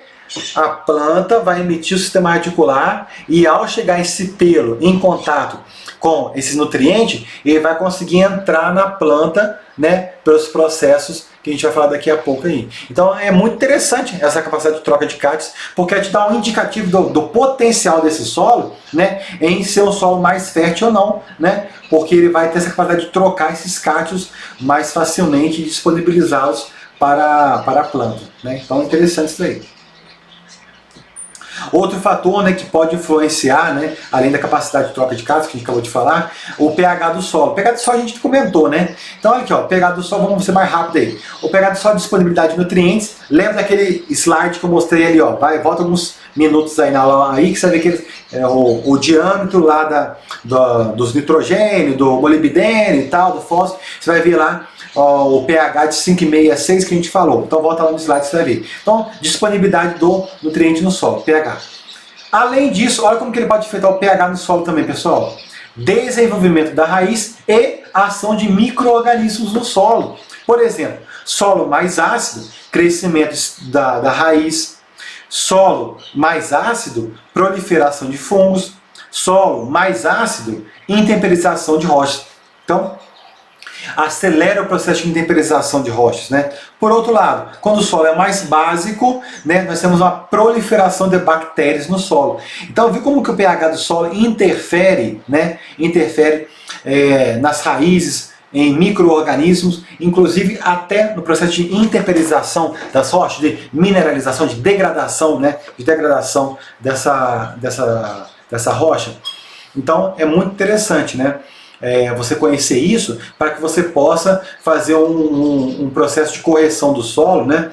Tanto de calagem, a aplicação de calcário, né? Quanto o processo de fertilização, para que você possa ter um perfeito conhecimento, para que você tenha uma maximização da absorção desses nutrientes e, como consequência, uma maximização da sua produtividade, né? Porque você vai gastar menos e a planta vai usar mais. E quais seriam os fatores que podem reduzir o pH do solo, né? Por exemplo, decomposição da matéria orgânica. Como que a decomposição da matéria orgânica pode reduzir, pessoal? Porque quando está decompondo a matéria orgânica, libera muito amônia, né, que é o NH3, e o íon amônio, que é o NH4+. Esses dois elementos químicos, né, eles reduzem o pH do solo como? Vou te falar agora. Tanto em contato com a própria água, né, ele vai liberar prótons H+, como também na assimilação do amônio, né? Por que a assimilação do amônio pode reduzir o pH do solo? Porque para que o amônio entre dentro do sistema radicular, a planta joga para fora prótons H+. E quanto maior a quantidade de prótons H+ no solo, menor o pH. Então isso vai acidificando o solo, né? Então isso pode, como consequência, baixar o pH do solo. E quantidade da chuva? Como que a quantidade da chuva pode baixar também o pH do solo? A gente falou aí, você vai lá no troca catiônica. Vamos supor lá que o seu solo tem uma baixa CTC, capacidade de troca de cátions, tá? CTC, vocês vão ver isso lá na fertilidade mais tarde. E aí então a baixa CTC, capacidade de troca de cátions baixa, e aí choveu. E é um local que chove demais e tal. E aí você adubou, só que como tem uma baixa CTC, meu filho, não vai fixar nada, ou muito pouco lá no solo. E aí o que vai acontecer? O seu potássio, o seu cálcio, o seu magnésio, o seu manganês, ó, vai ser tudo lixiviado no perfil do solo. E aí você reduzindo isso daí, quem vai substituir? Quem vai substituir? Hein? Vai substituir o lugarzinho lá do potássio, do cálcio. Vai ser os prótons H+. Se tem grande quantidade de prótons H+, o que vai acontecer? Baixa o pH do solo, né? Então, isso tudo interfere no pH do solo. E a chuva, né, pessoal? A gente estava falando de chuva aí, de precipitação. Vocês sabiam que a chuva ela pode levar também à formação de solo salino? O que é um solo salino, né? é um solo em que tem excesso de íons minerais no solo. Então, quando tem muito íon mineral, ou seja, quando tem muito sal no solo, né, o que vai acontecer? Se tem sal demais no solo, vai limitar a disponibilidade hídrica. Lógico, criatura, lógico. Lembra na aula passada, nós falamos do potencial hídrico, né? Só que no potencial hídrico a gente até desconsiderou ele lá do solo, o quesito lá dos fatores do potencial hídrico, o potencial osmótico. Você lembra lá do solo? A gente só colocou o potencial de pressão. Por quê? Nós consideramos que era um solo de boa. Só que o solo salino não é um solo de boa, porque ele tem tanto sal lá que o potencial osmótico passa a ser importante para ele. Então ele tem que ser considerado também no cálculo do potencial hídrico. Então, se tem muito sal, o sal ele é higroscópico, tem afinidade pela água, você reduz a quantidade de água disponível para que ela possa ser utilizada no metabolismo da planta. Então, portanto, limita a disponibilidade hídrica, quanto mais sal na água, quanto mais sal no solo. Outro problema aí, ó, se você tem sal demais, excede a zona adequada de nutriente. Viu que tinha a zona lá? Se ele vai exceder, criatura, a zona adequada de nutriente, ele vai para a zona de deficiência ou ele vai para a zona de toxidez? Nem vou responder, né? Então, isso tudo aqui pode acontecer em solos salinos, né? Então, isso, só por esses simples fatores que nós comentamos aqui, é um solo que ele inibe o crescimento das plantas, né? E onde normalmente acontece esse tipo de solo, né? Acontece em regiões áridas e regiões semiáridas. Por que isso pode acontecer nesse tipo de regiões aí? Vamos pensar por outro lado, né? A chuva, a gente comentou que ela pode fazer com que você perca esses sais aí, né? E aí, se você chove pouco nessas regiões, esses minerais vão estar em alta concentração lá no solo, porque ele não movimentou no perfil do solo, né? Então você tem uma alta concentração de minerais e talvez até de sódio, né? E isso pode ser extremamente danoso para as plantas, principalmente nas regiões áridas e semiáridas, tá? Onde chove pouco. Então, chovendo pouco, você vai aumentar a concentração desses sais e vai ter todos esses problemas que nós comentamos aí.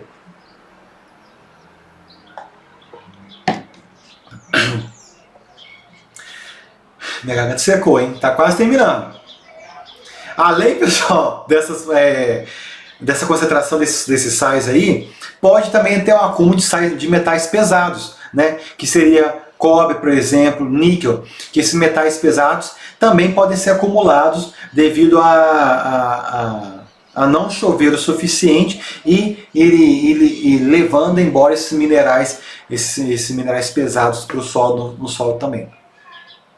Mas gostaria de chamar uma ressalva aqui, que existem linhas de programa de melhoramento genético de plantas cultivadas, obviamente, que você pode trabalhar nessas plantas, seja através do melhoramento clássico, ou seja através do melhoramento biotecnológico, que são duas disciplinas que vocês vão ver na graduação, que seria o melhoramento vegetal, né, e a biotecnologia, que você pode trabalhar nessas plantas de forma a obter plantas que sejam tolerantes ou resistentes, né, a esse tipo de situação, que seria um solo salino, né? Então, são situações que o homem pode manejar para minimizar esse evento que pode acontecer na natureza, que seria a ocorrência de solos salinos. Raízes. Falamos de solos, agora vamos falar de raízes, né? Como as raízes estão relacionadas com esse processo de nutrição. Então, absorção de água e sais minerais, o que acontece? Desenvolvimento do sistema radicular extenso. Óbvio, né? O que vai acontecer? Se você está fornecendo nutrientes para a planta, e ela fala, nossa, que beleza, tem tanto nutriente aqui que eu vou crescer, vou me desenvolver e tudo mais, né? E vou fazer com que cresça bastante para eu absorver o máximo possível desses nutrientes, para que eu possa levar para minha parte aérea, faz todo o metabolismo lá nas folhas, né, no caule, e aí eu consigo crescer cada vez mais. Quando eu crescer mais, vou adquirir mais glicose, vou metabolizar mais, volta para o sistema radicular, e assim vou crescendo cada vez mais. Esse é o pensamento da planta, né? Isso pelo menos em condições naturais. Na natureza, segundo alguns pesquisadores até falam, quando você olha uma planta lá numa floresta, né? Alguns pesquisadores, tá? Dizem que quando você bate o olho assim, como se a planta fosse uma ponta de um iceberg. Porque o que você está vendo aqui, a parte aérea, que seria o caule, né? Junto com as folhas, é apenas uma pontinha do sistema radicular. O sistema radicular é tão extenso, tão profundo, que é como se fosse o restante do iceberg. Isso é no sistema natural. Mas, contudo, porém, entretanto, todavia, pode acontecer o contrário também, né? Então, olha que interessante quando nós trabalhamos com plantas cultivadas. Inclusive, existe um fenômeno que é conhecido como influência da rizosfera. O que é a rizosfera? A rizosfera é a região ao redor da raiz, né? Então, olha o que acontece. Se você fertiliza e irriga a raiz, né? Você obviamente está o quê? Proporcionando água e nutrientes em abundância. E aí o crescimento das raízes não acompanha a porção aérea. Olha que interessante que pode acontecer, pessoal. E pode acontecer isso em trigo, milho, alface, né? O que a planta percebe? Isso pode ser uma vantagem para nós que estamos extraindo e produzindo alimentos.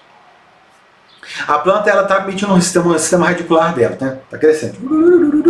Só que ela percebe o seguinte: por que eu vou fornecer? Por que eu vou gastar tanto carboidrato? Por que eu vou pegar tanta glicose lá de cima e vou crescer aqui embaixo no meu sistema radicular para explorar o solo, sendo que só com pequena quantidade de sistema radicular eu já consigo, com essa pequena área proporcionada por esse sistema radicular, eu consigo extrair todos os nutrientes necessários para que eu desenvolva bem a parte aérea. Você sabia que tem plantas que fazem isso? Igual eu falei, as plantas cultivadas podem fazer isso. Você olha o milho, por exemplo, olha o sistema radicular do milho, olha a parte aérea do milho, né? O sistema radicular do milho é coisa de 80% do sistema radicular do milho fica a 20 centímetros de profundidade, né? Então, olha que interessante. É lógico que é um sistema fasciculado, não vou nem entrar em discussão nesse momento aqui, mas a planta, ela percebe, a alface faz isso, o trigo faz isso, né? Várias outras plantas cultivadas percebem isso, esses estímulos, né, que vêm de fora, e aí ela percebe que não precisa de gastar tanto fotoassimilado, e aí ela converte mais na parte aérea. E isso, para nós que somos engenheiros agrônomos, é extremamente interessante, né? Por isso que é interessante você fazer uma boa fertilização do solo, fazer uma boa disponibilização de água, para que ela pegue esses recursos e converta tudo em produção de grãos, por exemplo, produção de matéria seca, que eu vou picotar lá o meu milho, ou picotar a minha cana, né, para dar para o gado, para se alimentar, fazer forragem, enfim, né? Ou então eu vou pegar a cana para fazer produção de biodiesel, né, produzir açúcar, produzir álcool. Então olha que interessante como que você tem que estudar bem, cada planta se comporta de uma forma diferente, né? Então essa nossa área é muito bonita, é muito complexa, né? Cada planta, cada espécie tem sua peculiaridade, né? Então é por isso que nunca vai faltar emprego para os bons engenheiros agrônomos, né? Olha aqui, ó, o sistema de raiz que a gente tem, né? Vocês já aprenderam as diferenças, né? Quando o solo está seco, quer dizer, quando o sistema fasciculado, vocês estão percebendo, né? De uma gramínea, né? Então, quando o solo está seco, o sistema radicular ele não cresceu tanto. Agora, quando o solo é irrigado, olha como o sistema radicular cresceu, né? Mas tem plantas que fazem o contrário. Vocês sabiam? Tem plantas que podem fazer o sistema radicular crescer mais, né, em condições de estresse. Olha que interessante, né? Nessa situação aqui, a gente percebeu que o solo seco inibiu o crescimento radicular. Mas o contrário pode ser verdadeiro, né? Então, olha que bonita nossa área. Cada planta tem sua fisiologia. E mesmo cada planta, cada espécie, dependendo do conjunto genoma dela, das combinações alélicas ali presentes, elas têm comportamentos diferentes, né? Então, é muito bonito você estudar as plantas, né? Eu posso citar o caso do milho. Tem milho pequeno, tem milho grande, tem milho com colorações diferentes, grãos diferentes, né? Eu, por exemplo, trabalho com o meu melhoramento genético de milho lá, a gente trabalha com 2 linhas de programa de melhoramento, visando alta produtividade e outro melhoramento populacional para agricultores pequenos, né? Onde tem várias colorações diferentes no grão do milho. Tem grão vermelho, tem grão azul, tem grão preto, né? Porque cada um deles tem sua peculiaridade, né? Então é muito bonito isso daí. Então, voltando ao sistema de raízes, né? Eu empolguei. Aí, voltando ao sistema de raízes, a gente tem aqui o sistema pivotante. Então, a gente tem aqui, ó, a beterraba e nós temos a alfafa. Olha que o sistema pivotante ele cresce muito mais para explorar, né, o perfil do solo, tanto na busca de nutrientes quanto na busca de água, né? E aqui é beterraba. Vocês veem que tem uma diferenciação, por quê? Porque logo aqui em cima você vai ter aquele tecido que é o tecido de reserva, né? Que a gente utiliza para a nossa alimentação, né? A raiz, a parte da alimentação. Então esse daqui seria o sistema de raiz, né? O fasciculado, né? Que é o cabeleira e o pivotante, que existem para que possam ser extraídos os nutrientes do solo, né?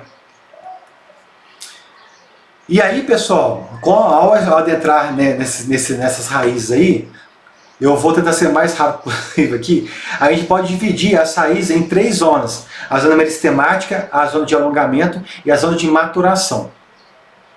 Perceba que cada uma dessas zonas tem suas peculiaridades, então vamos ser o mais objetivo possível. Cada uma dessas zonas, pessoal, elas têm preferência por absorver um tipo de nutriente, porque cada uma tem uma demanda metabólica diferente. Por exemplo, está só um exemplo rapidão aqui.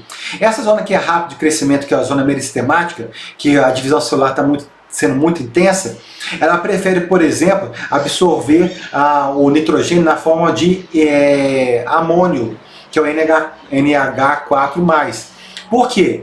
Porque o amônio ele gasta menos energia para ser metabolizado, para ser incorporado na forma de aminoácido, o aminoácido depois na proteína, né? E ele é metabolizado com menos gasto energético e mais rapidamente. Por quê? Por que menos gasto energético? Imagina o seguinte, aqui tem o sistema vascular, tá vendo? Tem do floema e do xilema. Aqui é o floema verdinho e o xilema lá dentro, o vermelhinho. Aqui quase é muito difícil de chegar aqui, chega por difusão moléculas de glicose, né, até chegar aqui no meristema. Então ela tem que ter o gasto energético pequeno, porque tem baixa disponibilidade de nutriente para ela, não tem carboidrato. Então ela tem que ser eficiente na fixação desse nitrogênio para ser utilizado no seu metabolismo, porque o metabolismo dele é muito intenso, muito rápido, né? Aí aqui a gente tem a zona meristemática, né? Perceba que essa zona meristemática tem essa região, que é a região da coifa, que é onde tem essa proteção do tecido meristemático. Nós temos mais a região aqui em cima, que seria a região do alongamento, né? Essa região do alongamento é aquela região onde a gente percebe a formação dos feixes vasculares, né, da região mais interna, que é conhecido como estelo, onde vamos encontrar o xilema e o floema, e a formação da endoderme, tá? A endoderme a gente falou dela também na aula passada, sendo da endoderme, com a estreia de Casper, então olha lá na aula passada. Então essa aqui é a zona de alongamento. E aqui nós temos agora a zona de maturação. Na zona de maturação, ela também, além do que nós dissemos anteriormente, dos feixes vasculares, né, ela também tem a formação desses pelos da raiz, que é por onde tem a absorção de nutrientes, tá bom, pessoal? Esses nutrientes eles chegam então, portanto, na raiz por 2 formas basicamente. Pelo fluxo de massa, vocês lembram que depende do fluxo de massa, dependente da quantidade da água que entra, você lembra do potencial hídrico, da diferença do gradiente do potencial hídrico, isso tudo a gente falou na aula passada, não vou falar disso aqui de novo não, tá? E da difusão, que a gente também já falou na aula passada, que é o movimento das partículas, né, dos solutos, né, em função da diferença do gradiente de concentração. Então olha isso na aula passada que eu não vou falar isso aqui de novo não, que a aula já está ficando muito grande já, 2 horas de aula. Bem, então, com relação à raiz, perceba o seguinte, que à medida que a planta ela vai crescendo, vai surgindo regiões ao redor dela, que são regiões denominadas zonas de esgotamento. Esgotamento de quem? Esgotamento dos nutrientes mesmo. Por quê? Olha aqui, ó. Vamos aqui, ó, nesse eixo aqui, no eixo das abscissas, né, das ordenadas, que é o eixo Y, nós temos a concentração de nutrientes. E no eixo X, né, que seria das abscissas, nós temos a distância da superfície da raiz. Percebam que quanto menor o nível de nutrientes nutrientes do solo, mais rapidamente se esgota os nutrientes no solo. Olha que compara esse nível aqui de esgotamento com o nível de esgotamento logo acima, né? Então, se a planta não crescer, se a planta não fizer algum artifício, ela vai morrer. Ela vai morrer porque não tem nutriente suficiente para ela. Então, o que seria uma condição ótima aí? A aquisição ótima de nutrientes depende da capacidade de absorção dos mesmos e das raízes crescerem em direção ao solo inexplorado. Óbvio, né? Por que é óbvio? Porque cada planta, dependendo da sua constituição genética, ela vai ser mais eficiente ou menos eficiente no quesito de drenar essas moléculas do solo, né? Esses nutrientes do solo.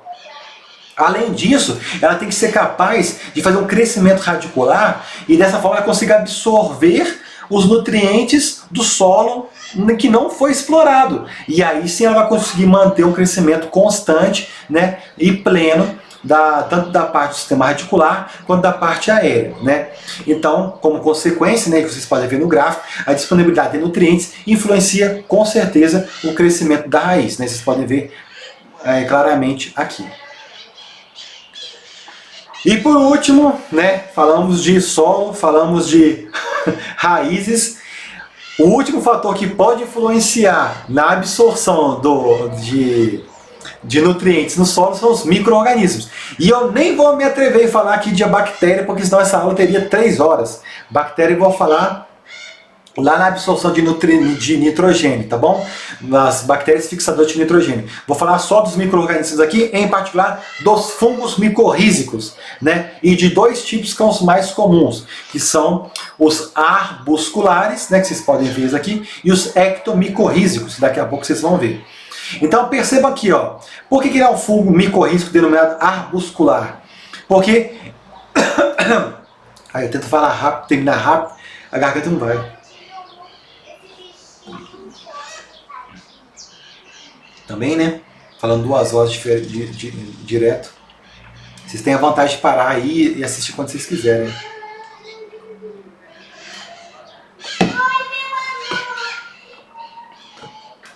Então, continuando então.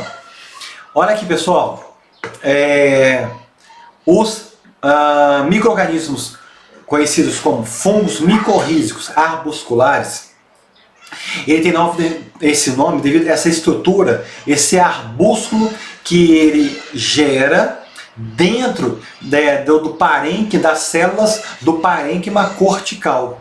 Então essa estrutura aqui, conhecida como arbúsculo, daí vem o nome fungo micorrízico arbuscular.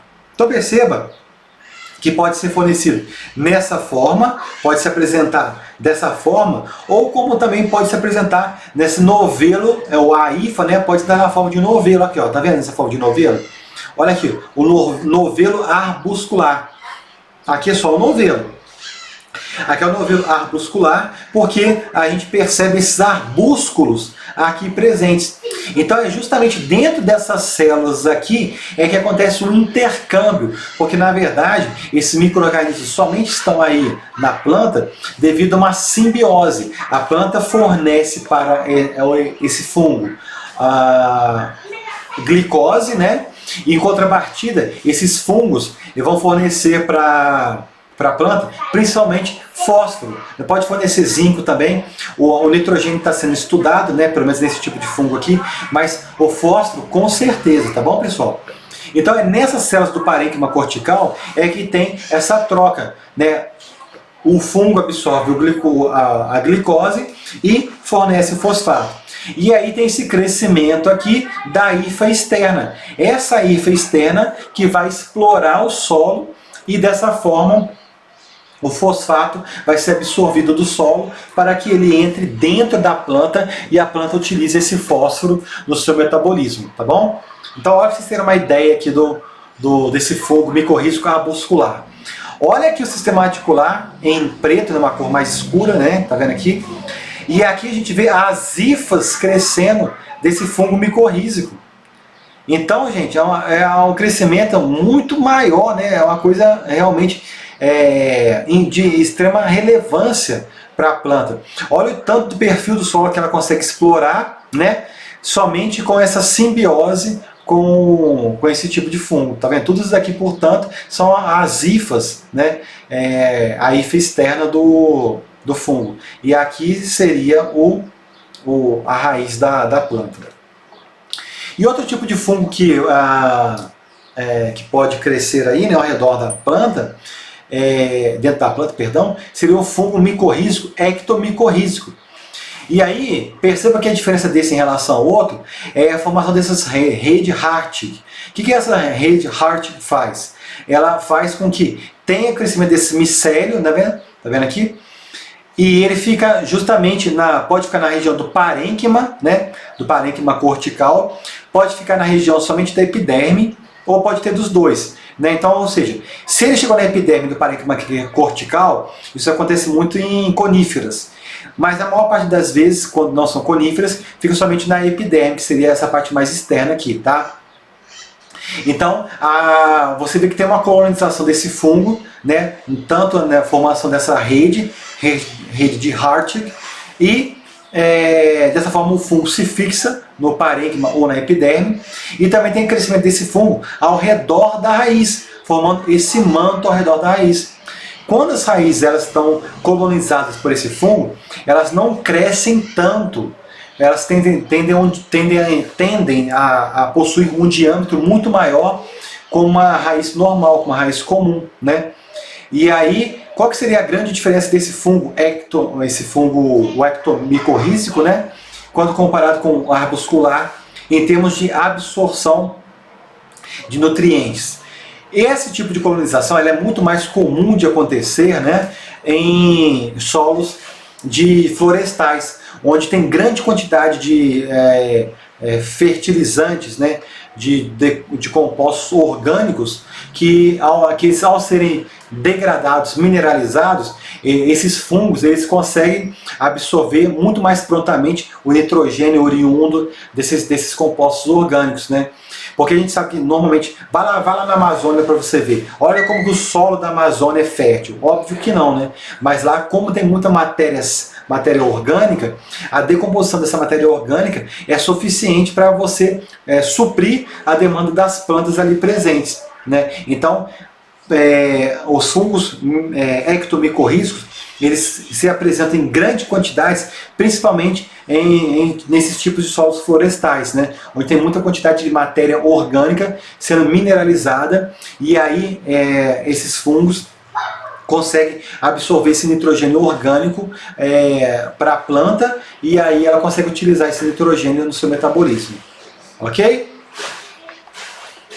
E aí estaria um tipo de colonização. Olha aqui, olha a diferença da raiz da planta, vocês percebam a raiz da planta, né? E percebam aqui, ó, onde estão as setas apontando aqui, onde estão os micélios, aqui é o micélio denso, tá vendo o micélio denso aqui? E aqui onde estão essas hifas, olha onde que pode chegar as hifas, né? A raiz aqui, né, onde seria o marronzinho, o micélio mais denso, e aqui as hifas desse fungo. Então, pessoal, isso tudo são, esses micro-organismos são alguns exemplos que existem, né, que favorecem a absorção desses nutrientes e dessa forma facilite a nutrição mineral das plantas. Pessoal, então a gente falou tudo isso. Nós falamos então lá desde a importância dos minerais, quais são os minerais essenciais, né? Nós falamos de como identificar os sintomas de deficiência, de toxidez, né? Como uma vez identificado, como a gente contornar esse problema dessa deficiência. Falamos um pouco também do solo, do comportamento desses nutrientes no solo, né? Rapidamente falamos um pouco disso. Falamos também um pouco da importância das raízes, né? E falamos por último agora dos micro-organismos, como isso tudo está relacionado no processo de absorção dos nutrientes e como eles depois vão ser utilizados para a planta. Então, obviamente, vocês viram que eu omiti muita informação, que tem muito mais coisas que a gente poderia ter dito aí, mas os pontos principais eu queria ter abordado em 2 horas de aula para vocês aí, ok? Então, pessoal, qualquer dúvida que vocês tiverem, por favor, vocês entrem em contato comigo, que eu terei o maior prazer em responder para vocês aí, tá bom? Então, no mais, obrigado pela companhia de vocês, pela paciência de vocês, e até a próxima aula. Fiquem com Deus. Tchau, tchau.